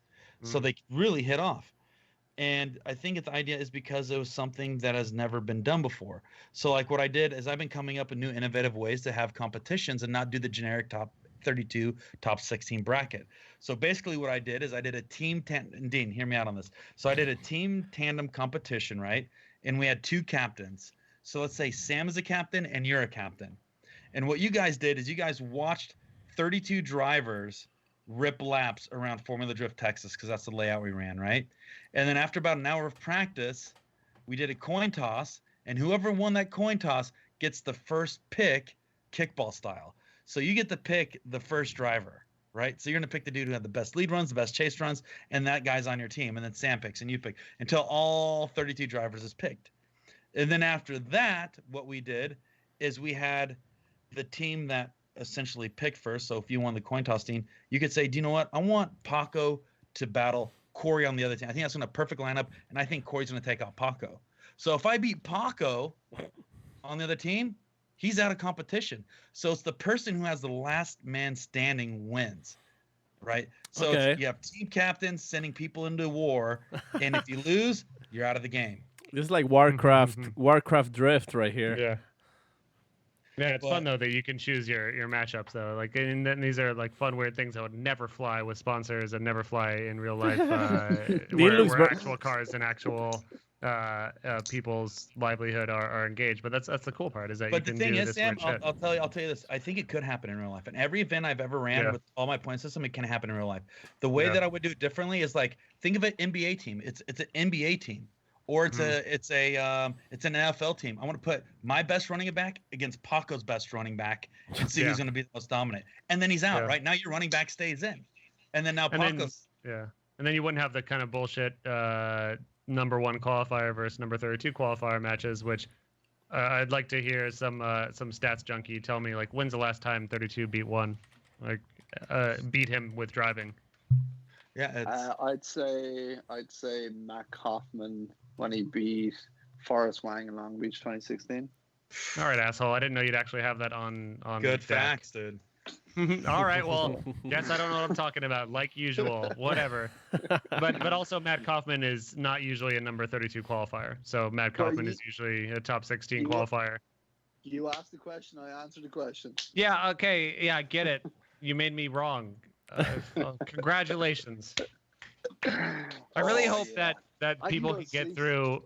I really hope people get through the first 20 minutes of the show, because I feel like there's some really good stuff, at this point of the show. So I hope people make it through the first 20 minutes to make it to this part. Because yeah, this is, it's funny. Like, we could try as much as we want to not just go off this tangent that we go off of, but it's like it's necessary to have this discussion of what do we do, right? But, and there's no hard answer, but Just kind of touching back on the digital world, like I tell you, I've never been much of a gamer as such until Corey introduced me to the guys out of Forza Motorsports, cool. and we put together that deal to have, I think, 8 of our cars at the start. Corey, was it?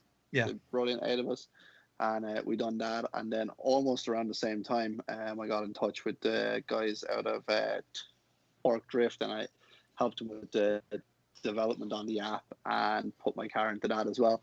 And I can tell you single-handedly, it is the most fan interaction I get on the daily. Every day is like 10, 12 kids minimum every day that tag every day clips of our car.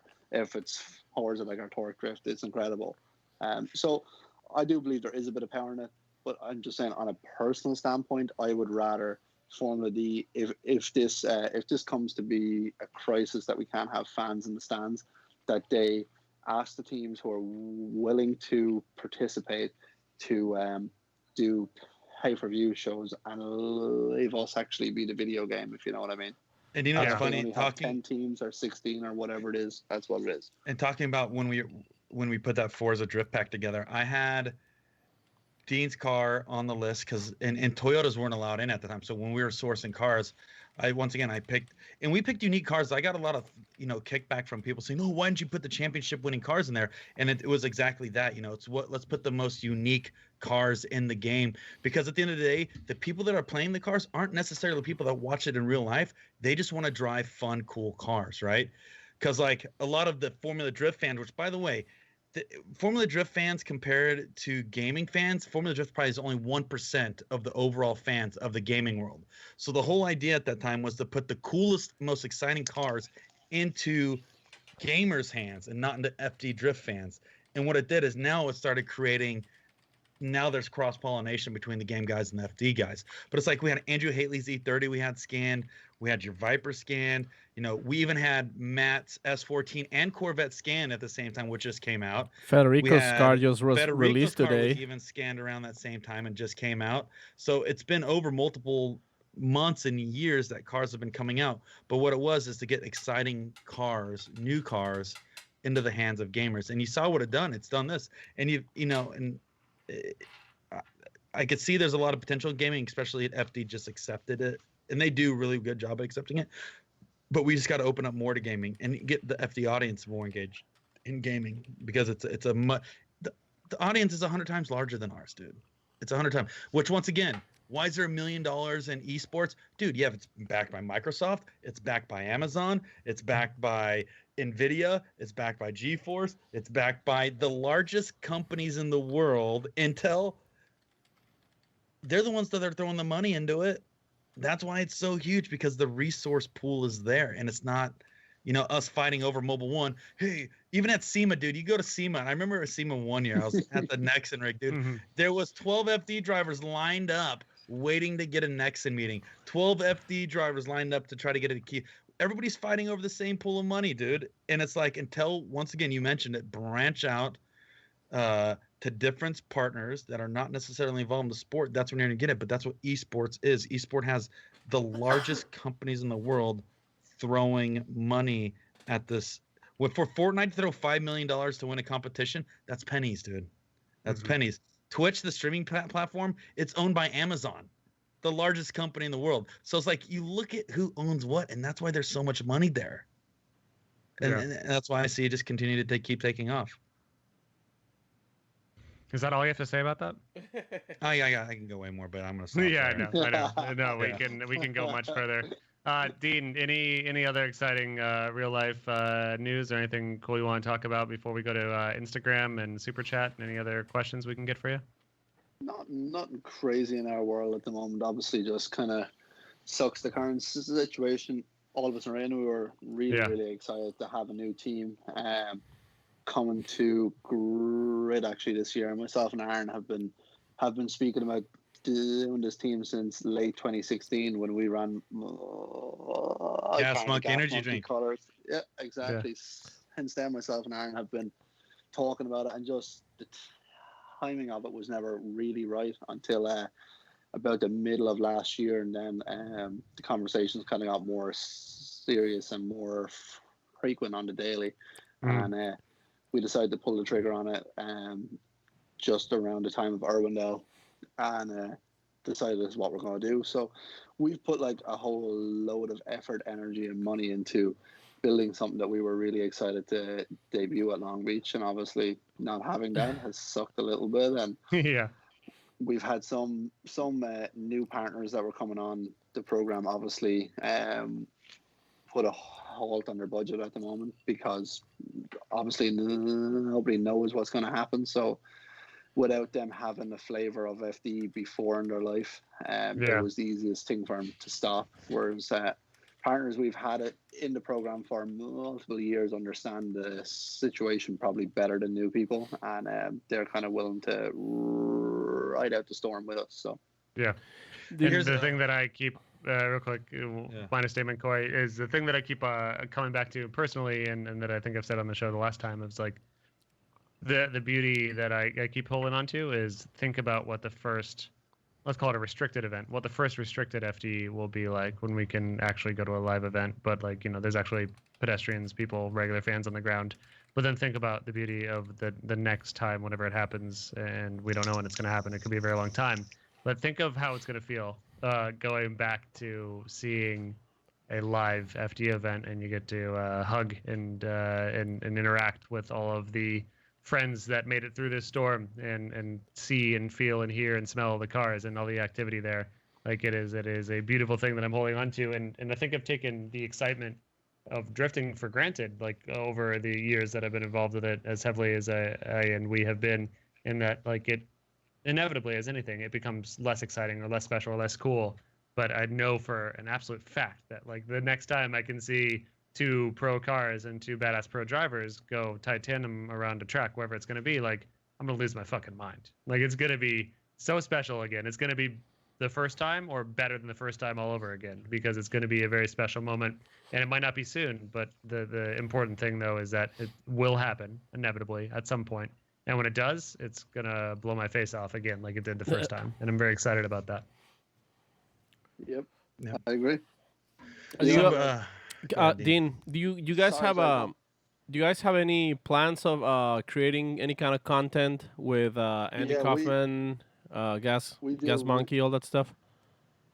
Well, obviously Aaron's not with Gas Monkey anymore. Okay, so can you explain that? I don't know. So yeah, for people that really don't know Aaron, I suppose, in the drifting world, he was part of the Gas Monkey Fast and Loud show for 7 years, and decided to part ways to do his own endeavors, and had his own show on Discovery called Shifting Gears for a couple of years, and kind of got tired of the camera end of life and wanted to kind of pursue a more normal in the shop life than doing everything in front of a camera.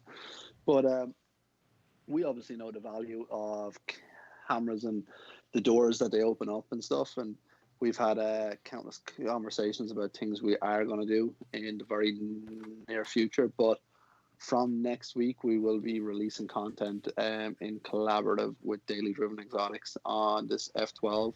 Myself and Aaron are going to host their build show of this car over 10 episodes, I believe, over the next couple of weeks. So that would be something we're excited about doing. And then our plan B, obviously, if we don't have any hard racing, is we do have 2 Vipers now, and 2 people willing to drive them. So what? we have some locations figured out and some stuff that we're going to do to make some kind of content that's outside the box. So. Oh yeah, very nice. I'm happy to hear that you're innovating. Corey, what were you gonna hit with? I was going to say, Christopher Gibson in chat says, I just hate seeing YouTubers having private drift events, but real organizations still can't figure out how to make it happen. And I just summed that up. But yeah, I do agree, man. That's kind of a bummer, because I think there's workarounds. And you have, once again, Cletus, who owns his own racetrack, who threw that event. And he tried doing it politically correct. Like, once again, there was no really interviews unless he threw a mic to somebody, you know what I mean? Like it was a fun workaround, but there was nobody in the stands, and it's like, how could he do that but we still can't figure out our side? Because it's black market shit versus trying to do it through official channels, and you can't take the responsibility. Like, there's huge liability of breaking the rules as an organization, whereas as a single entity you can get away with it potentially. But I think there's some good suggestions out there. Yeah. Once again, there's plenty of pit space at Irwindale and parking space, so you can have a team within 300 feet of one another. You know what I mean? And it just takes that type of energy to make it happen. And I'm sure there's, but like I said, just all hypothetical and just all thought that I wish we would have something sooner. But obviously, health is the most important thing right now. we're all itching and trying to take the bait. You know? Yeah.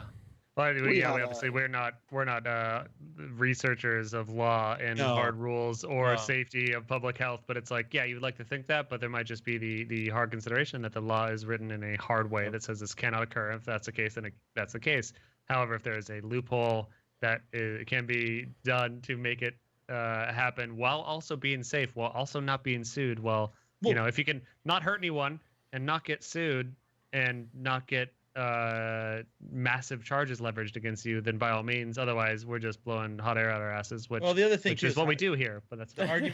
argument to that too is, I hate saying this, but this is what people compare it to, is how do you let 500 people in the Walmart, but you can't let 100 people on a racetrack? Sure. It's the essential thing. And You know what I and mean? Getting food is essential. I And they're know. not supposed to be letting 500 people in the Walmart, by the way. I don't know how they do it out there, but out here in enlightened California, we have to wait in line out front of the store. I haven't had to, thank God, but Yeah, I haven't. they only allow X amount of people in the store at a time, and then everyone else has to wait in lines that are spaced so people can't stand near each other.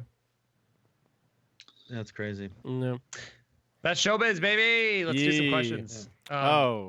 We have Instagram questions, of course, that people asked. And if you are watching right now on YouTube, shoot over any questions. And if you want to 100% guarantee your question gets answered, shoot over that super chat. Last chance for super chat questions, boys. Also, real quick, do we still have any Patreons? Has everyone quit? Yeah, I no, understand if we, they we did. we still have them. Like, obviously, we've been absent a few episodes Yeah. because Well, we've been doing, minus our 3-week break, Yeah. we've been doing a show every 2 weeks, which is pretty Yeah. damn good, I think. I'm proud of us for that. yeah, But yeah, well, I think we'll probably keep on going on that rough schedule for now. And if something cool happens or something cool we can talk about, obviously we'll hit it as hard as we can. But yeah, we're doing the best we can. I have a question. You guys ready? Yeah, hit us. There's the one from Reese McGee. He's asking for just a question for James Dean. For Dean Kearney. Oh my God, what an insult! Well, listen, you and James Dean bombing Guinness. Who falls first? Ooh. Say that question again. You and James Dean bombing Guinness. Who falls first? Down in the old dirty beer. I'd say me. James actually drinks that Guinness stew bullshit, not me. So I think he'd beat me there. Yep. I got one- Guinness is a good beer though. I do enjoy a nice Guinness. You don't fuck with that? Never. You're more of a It's Smittix like- man? No. It's cider. Magner's cider. Oof, Magners. Yeah, Magners is a my good cider. go-to. I can mess with that. I got one. This is from Macho Man Randy Sanchez, and I love his Yep. questions. Do you think gas station boner pills will make me a better driver? And do I take them anally or Orally. Suppository. just stick them? Yeah. That's the same one, dude. It's a good question. Gas station boner pills, they're full of everything to get you pumped and hard. You know what I mean? Yeah, they have right ball before the urine. competition. Just you don't know how to take them though. Do it. They usually come Do in it. packs. Eat Do one, it, coward.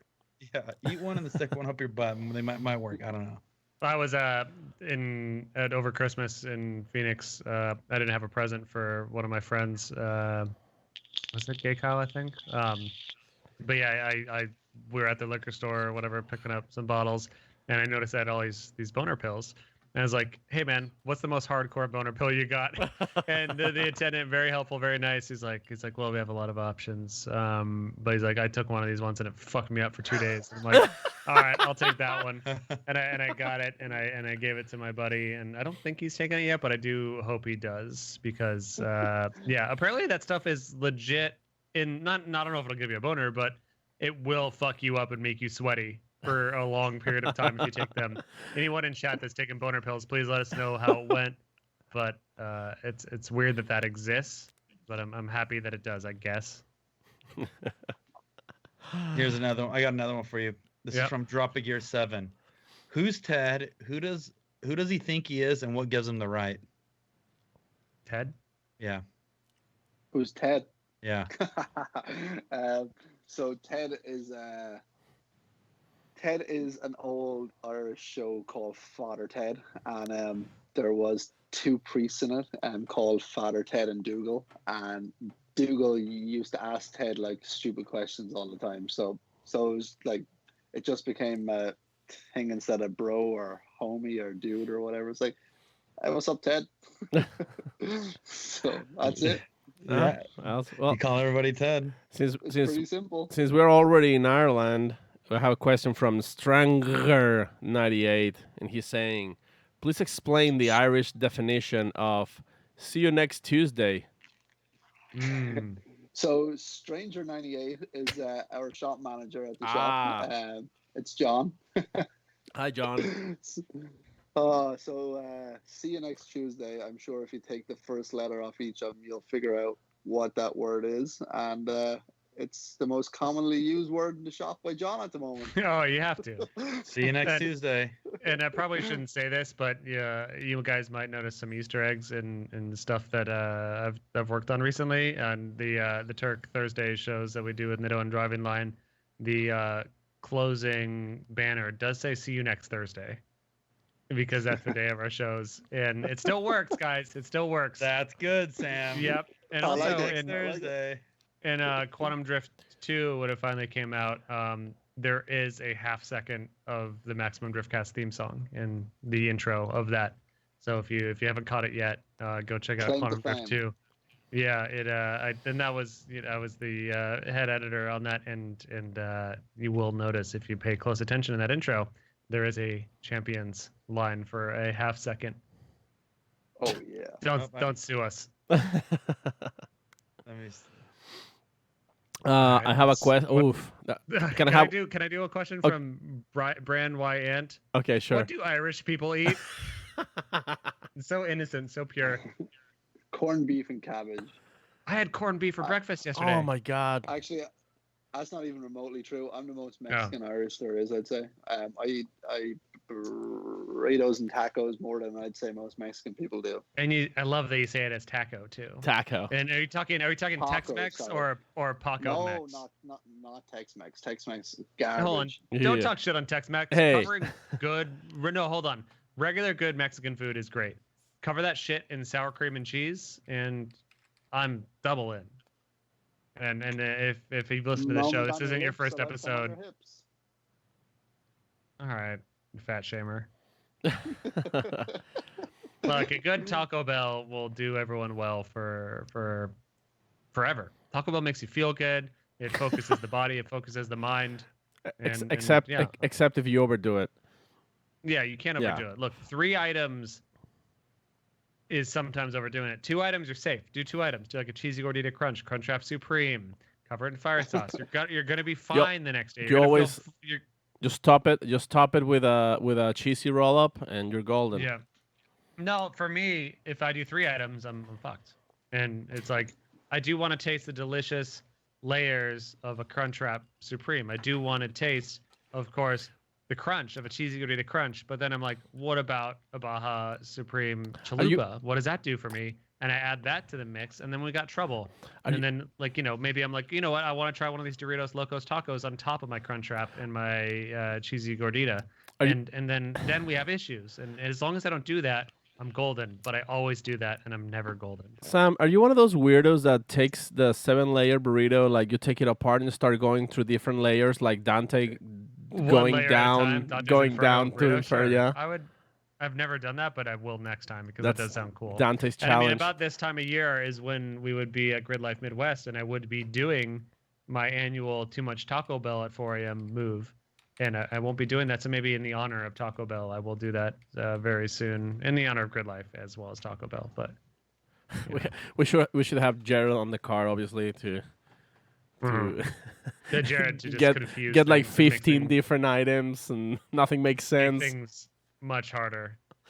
Anyone in YouTube still here? Pop out a question real quick. Otherwise, we're gonna probably close it down. You guys, Corey, Paco, you guys have any more questions for there's- Dean Kearney? There's one Asada? question from Ben Tranter that I kind of want to ask. It seems very Yeah. important. I think Dean might know. Ben Tranter is asking, is it true that DMAC 86 official can smurf a beer in less than 3 seconds? Oh fuck yeah. Don't worry. Huh? D-Mac wouldn't drink tap water. Ah. I don't know. I haven't hung out with D-Mac for couple of years since the last time I saw him, so I don't Yeah. spend much time with him anymore. Not by choice. It's just I don't get Yeah. to go home very often, and when I do, I spend it with family, and that's it, really.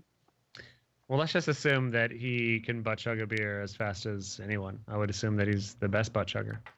I'm sure he is.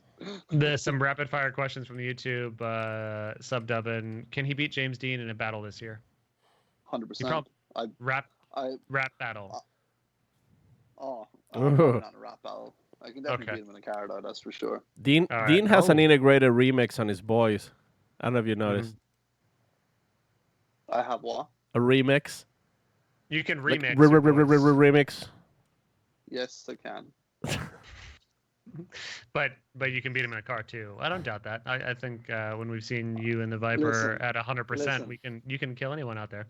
Listen, I beat him in Atlanta 2017, the final. The judges didn't think so. I completely disagree after watching it back 1,000 times. I beat Yeah. him in. I remember that one. We're with you. We're I with beat you. him in- I beat him in Long Beach again last year when he basically spun at the last inside clip, and they called it one more time. But just saying, I was born the wrong Dean. So, No, this Well, is your year. If this year happens, this is your year. I can feel it. I feel on my day I can beat anyone if the car just holds together. Just I totally when agree with that. play- You're one of those wild card drivers that hasn't been top 3 in the end of the season, but I know you can beat everyone on the roster. So that's you're one of the fun dudes that I like to follow and root for because you're capable of beating everyone. It just doesn't happen all the time. Ooh, But I know that when it aligns. You Sam, by the way, Yo. do you remember Dean Kearney driving a green Get Not Slab car?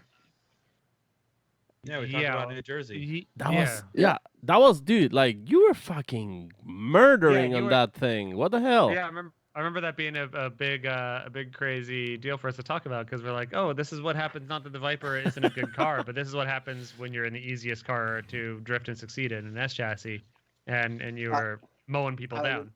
I can tell you what, I love Horace Wang. I think he's a great dude, but he sold me a dummy with that car that day. We had to put a head gasket on it overnight. The power steering didn't work. I had no sleep all night, and I just drove it like, fuck this, pissed off, Hey. angry drove Yeah, it. It was like, but it works for you. Beggars can't be choosers. Exactly. I love him. He really took care of me. I was stoked I got the opportunity, but I was like, Jesus Christ, I just wish my own car worked this again. Yeah, of course. Speaking of power steering not working on S chassis, and guys, I apologize. / you're welcome, I guess, if you have broken S chassis as well.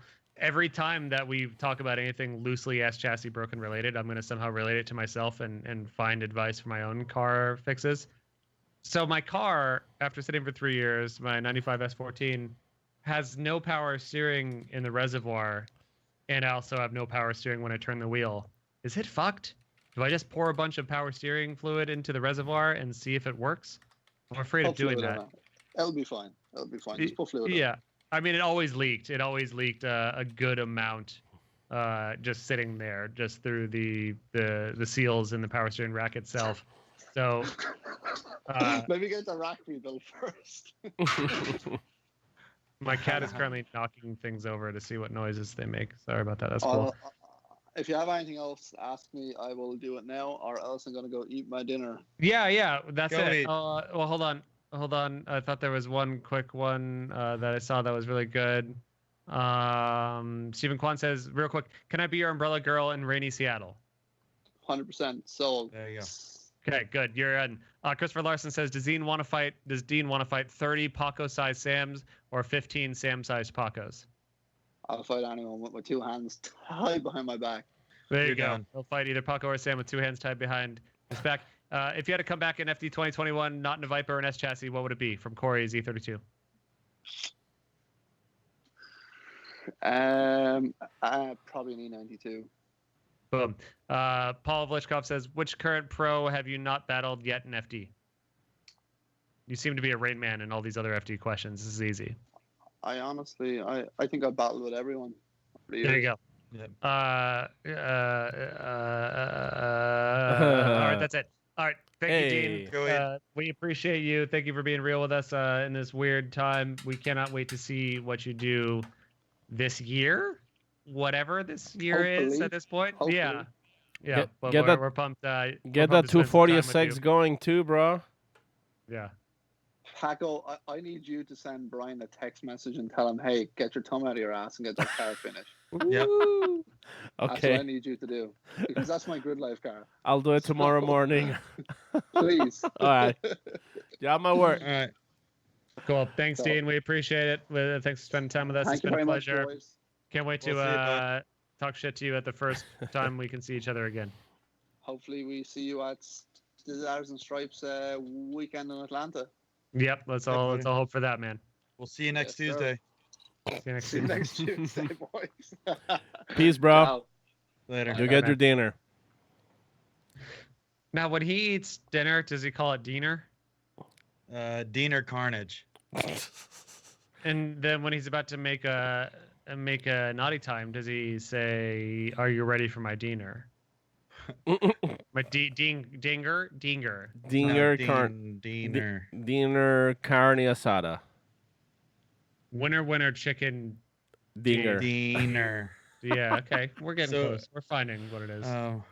Is that the episode title? I was gonna say wiener, chicken, Diener. No, but that sounds more like James Dean, and this is Dean's episode. That's fine. We've already done carne asada. I know. Yeah, Dean carne asada. We Yeah. did that. We did that one once. already. Yeah, but I mean, they're gonna see 2 words later in the episode title that it is Dean Carney. Yeah, instead I say dinner, uh, dinner. I mean wiener. Winner, dinner, See- dinner, chicken, wiener. No, that's No, all right. see, the thing is, you That's got to do it. something about Carney, Carnival, Carney, the circus, We done that on the Got first the time already. coronavirus circus with the Carney. Dinner, Corona, winner. Dean the Peen. Let's see. Chat is going wild with a. Yeah, chat. What do you want the episode name to be? Let's see. Mitch, control the chat, please. Mitch, you're in charge now. Take care of this rabble. Corey, in the meantime, I have so many Chassis questions. So and I'm sure you know this in your own world as well, but it's like I've forgotten how hard it actually is to both film and work on a car at the same time. And I know that from the build show, like even filming Drift Garage season 4 when we were building this car with Forsberg and Turk. But it's like for 1 hour of work, there's literally 3 hours of back end to Yep. do anything on it, which is a pain in the ass. But I did finally film an intro, and this whole thing's gonna be silly as fuck. I'm excited about it because I'm just. Where's it gonna live? It's currently at RS, and I've just been pulling it Where's apart after. where's the content gonna live? I don't know. I've been trying to debate, like, do I drop an episode and then wait a month or more until I can do more? And right now, kind of my heart's sitting on the fact that I should make like at least 4 to 8 episodes and then just drop them weekly. I'm not really sure, but I'm still figuring out what it all is. I'm just doing stuff with a camera alone at RS at 10 p.m. and figuring out what it is. And we'll see. But I've pulled out all the interior. I've started ripping out all the wires that don't need to fucking be there, which should have been done long ago. Yeah. But I ripped out the dash again, and I still have some rubberized and asbestos covering on the firewall that is blocking sound and heat, I imagine. And I want to take it out, but I would just keep remembering moments at the Arizona Drift and Drag events where my driving shoes were literally melting into the floor of my car. And I'm wondering if it's not a good idea to take this out. Corey, what's your insight? I took mine out. All right, cool. I'm doing it. You're going full race car spec. Yeah. I Yeah. mean, this thing, I'm going to own this car forever, and I want this thing to, at this point, be the most perfect 300 horsepower SR it can be until I blow this up at my first event, and then it'll be the most perfect low power 1J, 2J setup it can be. You should Yep. flock the dash, like for reals. That's probably the Yeah, best thing you can do. Sounds What if- messy, hey- though. I like the idea of covering it in maybe suede or something. How about we hold on? Not to get off topic, but I like this direction. Subdom just says 28 minutes in, but that reminds me of what we should title it: "The Worst 28 Minutes of Your Life with Dean Kearney." Yeah. Well, I was That's gonna not say our last 2 episodes having Corona themed the title, and Yeah, then Mitch brought up a very very good point. Like Corona's coming 6-packs, so Should we do all 6 titles with Corona themed? I mean, I do like the idea so people know later on. So, like, when 2030 rolls around and we're on our 15th year or whatever year of Maximum Driftcast, people got to know, like, oh, these episodes are shittier than the others, but there's also the best conversations as well. You just got to get through the layers of shit. It's like a really shitty onion, but the inside of the onion is better than the outside of the shittier onion. It's a shit onion. There's good conversation to be had. You just got to get through some stuff, which is what you could say about all of us right now. Right? Thick and brush, yeah. Yeah. I know I have so many more S14 questions, but they're going to be played out for a long time here. But it feels, guys, I can't tell you We have how time. goddamn good it felt. It felt so goddamn good the other night. I just spent I spent like a 4-hour block just in my S14 doing stuff to it, and boy, did that feel really good. And then like every time, it's so lucky that we're shut down for business right now because I'm still going to the office to get some stuff done there. But there's, if anything, like 1 or 2 people there staying very far away from each other and sanitizing after every time we touch a handle. But I get to like sit from my desk and like look over into the garage, and I get to see the silhouette of my car. And God damn it, do I love that car! Love that car more than anything. Well, actually, I was going to ask you, so have you been going to RS by yourself? Because obviously there can't be anybody around you. And you've been working on your car? Yep. Yeah, so I'll sometimes do like a day shift there where I'll sit at my desk alone in the building and do my work there because I definitely struggle to some degree at home. But then at the same time, like it's also equally challenging there because there's just 1,000 other distractions of things I need to do and like minor things like organizing the gear room. Like there's thankfully like we look in the brighter side things of this is like I've been finally able to catch up on some super long overdue tasks that require massive organization because everything has been a frantic tornado of activity for the past year or more that a lot of long overdue tasks have not been addressed, such as even touching this drift car. So it's like finally some of these things can be addressed, but at the same time, like I'm still working a regular amount of work just to try to keep what we do have afloat, and it's definitely still full-time plus working for me, which I'm grateful for.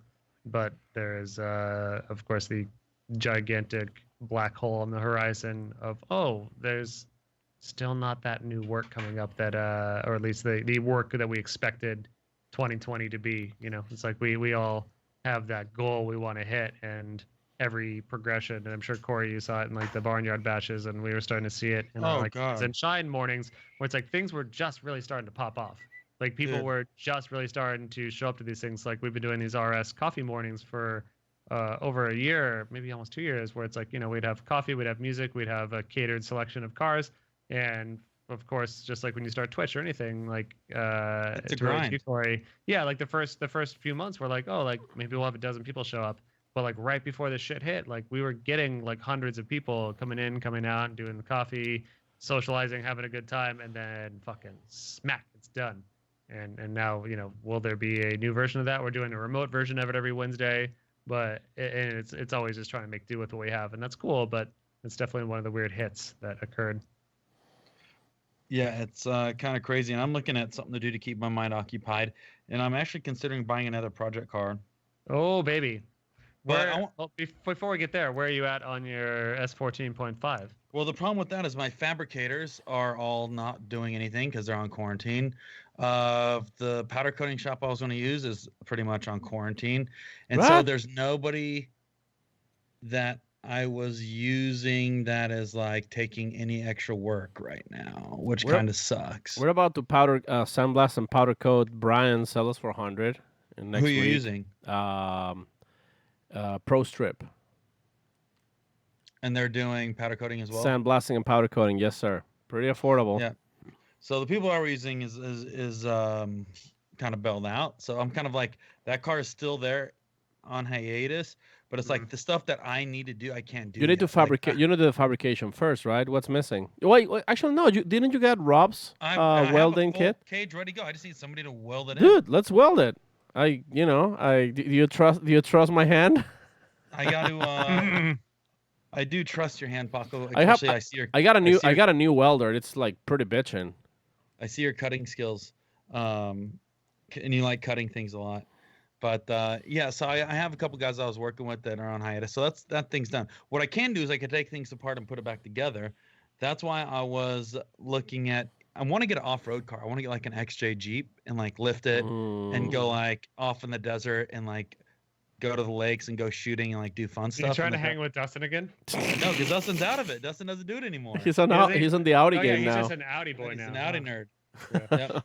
So I want a part of me wants to build like a fun like get out of the city and like go do some fun romping shit and shoot Yeah. guns. And the other part of me is like I've been really working with a lot of the Final Bout guys. I helped them with their live stream when they were a Horse Thief, and so I've started creating a relationship with Ilya over at Final Bout and those guys. And I want to build an IS300. So do I build like an IS300 Hot Boy stance drift car, or do I build an XJ off-road party car? I have an IS300 you can have, buddy. What? Yep, you have an IS300. Yep, you can Of have course it. it is. He's got every stupid car. Wait, why do you Whose have is an it? IS3? Mine. Where is this? Why don't you add this to your list of cars you tell us about every time I ask Oh, you because how many cars it's you have? it's just a shell. Okay. But I Where's mean, the yeah, that doesn't pictures? count. I'll send you pictures after. Yeah, I'd be down to. I mean, you wanna off road an IS300? Yeah, No, Jared Van Aken in chat just mentioned the Yeah. solution here: lifted IS300. Yeah. There's somebody rallying an IS300 and very successfully. No, I need to go full Hot Boy drift car or. No, dude. Okay. Well, you know that it's a natural LS400 progression- LS400 off-road car.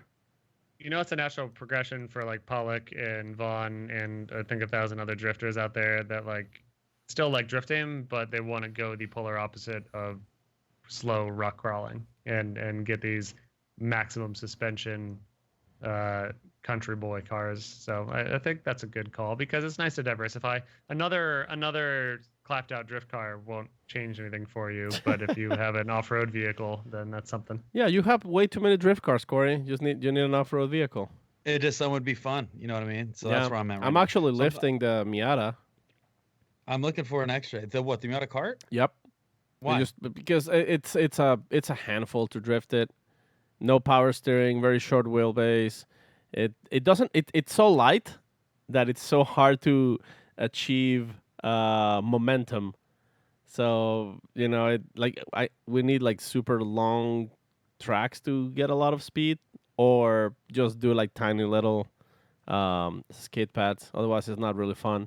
So I'm just gonna turn it into a off-roading. Sub says XJ can't handle shit. Yo, unibody frame thing, dude. The XJ has one of the largest aftermarket support than any other truck out there.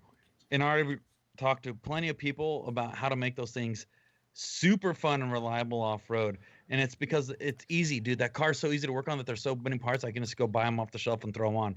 It's not like trying to prototype, and you can pick one up for like $4,000. Try to buy like a ton. Yeah, an X-ray, like a clean X-ray, it's like $4,000. Yeah, the clapped out engine. Nah, it's not bad. Yeah, a little 4-banger. Inline six. Oh yeah, good luck getting a 4-liter 6 for that. They're that all money. there. Really? Yeah. I would say get a Toyota. I'm with Gibby. Just get a Sequoia or a Tundra, or Find me one that's within that price range that has the huge aftermarket. Dude, I already talked to my dudes at Rough Country. They have a 6-inch suspension lift, rock crawling, guaranteed forever. And I know everybody's like, oh, Rough Country is a cheap That's option. what I have on But the it's- Avalanche. Rough Country, dude. 6-inch. Whoop whoop. Yeah, but this is full aftermarket, and it'd be fun. It'd just be fun. I can go flip it down a hill and leave it there and go home and get another one. Guys, this off-road talk's real fun, but I can't possibly get into another hobby right now because Sam, you already have an all-wheel drive car. You should turn your SUV into an off-roader. I just got the notice in the mail. It's right fucking here. I have to do emissions again, and not a regular California carb or smog, whatever the fuck facility. I've got to go to one of the special ones Oh, because either A, they suspected funny business in my last carb exam, smog What? exam, or B, they just know that O4 STIs are big polluters, or C, it was a random selection. or both. Either way, I've got to go do emissions again, and I'm gonna have to, I think, make it legit. I'm gonna have to make it a I don't know. I'm gonna see how bad it gets, but out of the Get up. money suck that the rebuilding the drift car properly is going to cost me. Plus now I have to make my daily driver not a polluting, disgusting shitbird that can somehow pass California emissions. There's going to be a lot of money going out without a lot of money coming in. But Get a car high stuff. flow. Get a high flow MagnaFlow catalytic converter. They're cheap. I have a Catco one that I used on my S14 when I made it street legal somehow in Arizona, which I giggle at because I did get that car street legal in Arizona, which is hilarious because it has nothing on the interior and is very clearly a stripped down. We have race, if you wanna call it that car. very relaxed emissions here in Arizona. Yeah, but the fact that it showed up to an emission station with a high flow cat that it bolted on that day and it just passed with flying colors was hilarious. And then now I'm probably gonna have to change. Like I'm gonna have to throw on a stock exhaust onto my STI and maybe get a base level tune put on it, like an emissions tune, just so I can pass fucking emissions. But we'll figure it out. When I got the Miata card through emissions here in Arizona, like literally just told me, go get yourself a used evap, like the carbon evap canister, and just put it on the engine bay and you'll pass. Like that's it. That's how it is in Arizona. Sure. So Sounds about right. yeah. Good old Arizona. All right, Yeah. boys, let's shut her down. Thanks for listening, everyone that has listened live. And Let's if you're thank our listening after the patrons. fact, thank you. Yeah, thank Patreons. We Thank appreciate Grid Life, you. dude. We love like you. Grid Life right now, like they're struggling because there's no events, and Yeah. we're still supporting our good buddies at Grid Life. And Love you. Can't wait to see you guys soon. I'll be very Grid excited Life's when the been Grid doing Life a lot of event. streaming too, by the way. If Yeah, you guys haven't see, seen it, like, Grid Life has they're been some amazing adapting. streams, so check it out Where's that? Twitch? on YouTube and Facebook and That's sick. Twitch. we'll make sure to share when they go live. Yeah. Yeah. Guys, Corey, pitch your channel like and like your Discord and your Twitch and all that stuff. How you do it? Twitch.tv/Hosworth. Go ahead, click on that, guys, if you want to go hang out and watch Twitch stuff. I've been doing a bunch of iRacing, which I love, by the way. Oh, yeah? iRacing is super dude, I've been doing dirt track racing, and I RP it. I RP dirt track racing, and my RP name is Tallahassee Jones. Ooh. And by the way, you can calm up and talk to other drivers when you're racing. That's sick. So, man, number 4, you're going too deep. Come on, man, give me some room on the bottom, and they start yelling back. But yeah, I do RP dirt track racing. James Kirkham is trying to set up his sim setup in Assetto on iRacing, and he was asking me a bunch of questions. I'm like, hey man, I can't help you, but I know just the guy. I know a ringer we can bring in. So expect a call from James to hopefully you can help him out a little bit, just Absolutely. because that's what we were talking about too. Is like setting up your car in Assetto Corsa can be like almost as challenging as setting up an actual real life car, which is like one of the things that he's not really a gamer boy, but he's trying to get behind the wheel. I can imagine the questions already from Kirkham. Like, hey Corey, how can I get a Rolex on my hand? And that's the important all part. my How do you cars get that need to be spin? Mercedes. No, he's better than that, but he's definitely, I think, the same thing that even though like I'm a what I would say probably a mid to large gamer boy BOI. The whole sim reality style racing is still like befuddling to me. So one day, but Just do it, Sam. Nothing to it. I sucked at it. I used to get motion sick playing it, and I don't anymore. You just Really? gotta power through it. Oh yeah, I'm into it. I'm fully in. You have to get fully into invested. get in the VR Corey game, Torque. Corey. Tallahassee Jones, boys. Get in the VR also, game. I think I'm gonna, I've always done it since I was age 15, driving a car. But then when I actually heard you on your stream give it a name, the Nooch check. Yeah, I do Nooch. Yeah, full Nooch check in. I just wrote that into the big video I'm directing, so there's gonna be a Nooch check in there for you, baby. Thanks, dude. Yeah, and I've never had a name for it, but literally every time I've sat in a car, even in my valet days, I was a stick shift, like dozens of times a day. You always gotta do a Nooch check, guys. Mm-hmm. You Check always, for Nooch.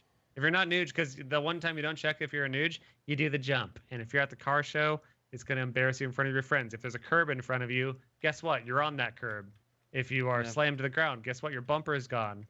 You got to do the Nooch check, boys and girls. There's just something about being overly confident about making sure you're a Nooch, because if you're not Nooch, it's not the risk versus reward. Just do good check, make yourself safe. I remember like Dr. Schultz came out. Everyone's like, "Are you gelling?" Like, sure, that's a good question. Really important. Here's a better question: Are you a Nooch? Are you Nooch right now? Like if you're not Nuge, Check, you're out. check for Nooch. Check for Nuge. That's what we have to be careful for, folks, in this time, these troubling times, these hard times. No time for If Nooch. you know someone that's not Nuge right now, report it. Let someone know. Let their family know. Let them know. They're like, Snitch. hey, I noticed you're not Nuge. Snitch that Please Nooch. correct. Be safe. Please be safe out there. Please correct your behavior. You're not Nuge right now. That's right. Also, who puts it in gear when you're stopped? Unless you don't have an e-brake, which is fine. An I get idiot. that. That's an idiot. That's what you Don't call ever an put idiot. that in gear. Unless you're living in San Francisco, you're on a hill. Sure, maybe then put it in gear. You're Or trying if to you're say, in my case and you don't have an interior and your e-brakes, all three of your e-brakes are not hooked up right now. so you have to you gotta- snitch the Nooch. Yeah, you got to put in first. But also my car doesn't start, so that's fine. Just make sure you're a Nuge, folks. That's all I have to Yeah. say. That's it. Real quick, let's sign question off. from Stephen Oh. Kwan. Where's the fart God damn- video, Corey? That's a good question, Steve. Yeah. Check for Nooch. Corey, now's the time, if any time. We need this more than anything. If there's one thing that can keep us going in these troubling times, it's the fart video. You can be a hero Yeah. now, Corey. You can If be a I- hero. If I release the fart video, we're gonna start another pandemic of pink eye, and right now is not the time for that. No, I already That's survived true. that pandemic. Paca already has the immunity built up for it, but Yeah. I feel bad for everybody else. Yeah, that's true. You're right, If- Corey. All right, sorry guys. False alarm. We'll get that fart video when it's right.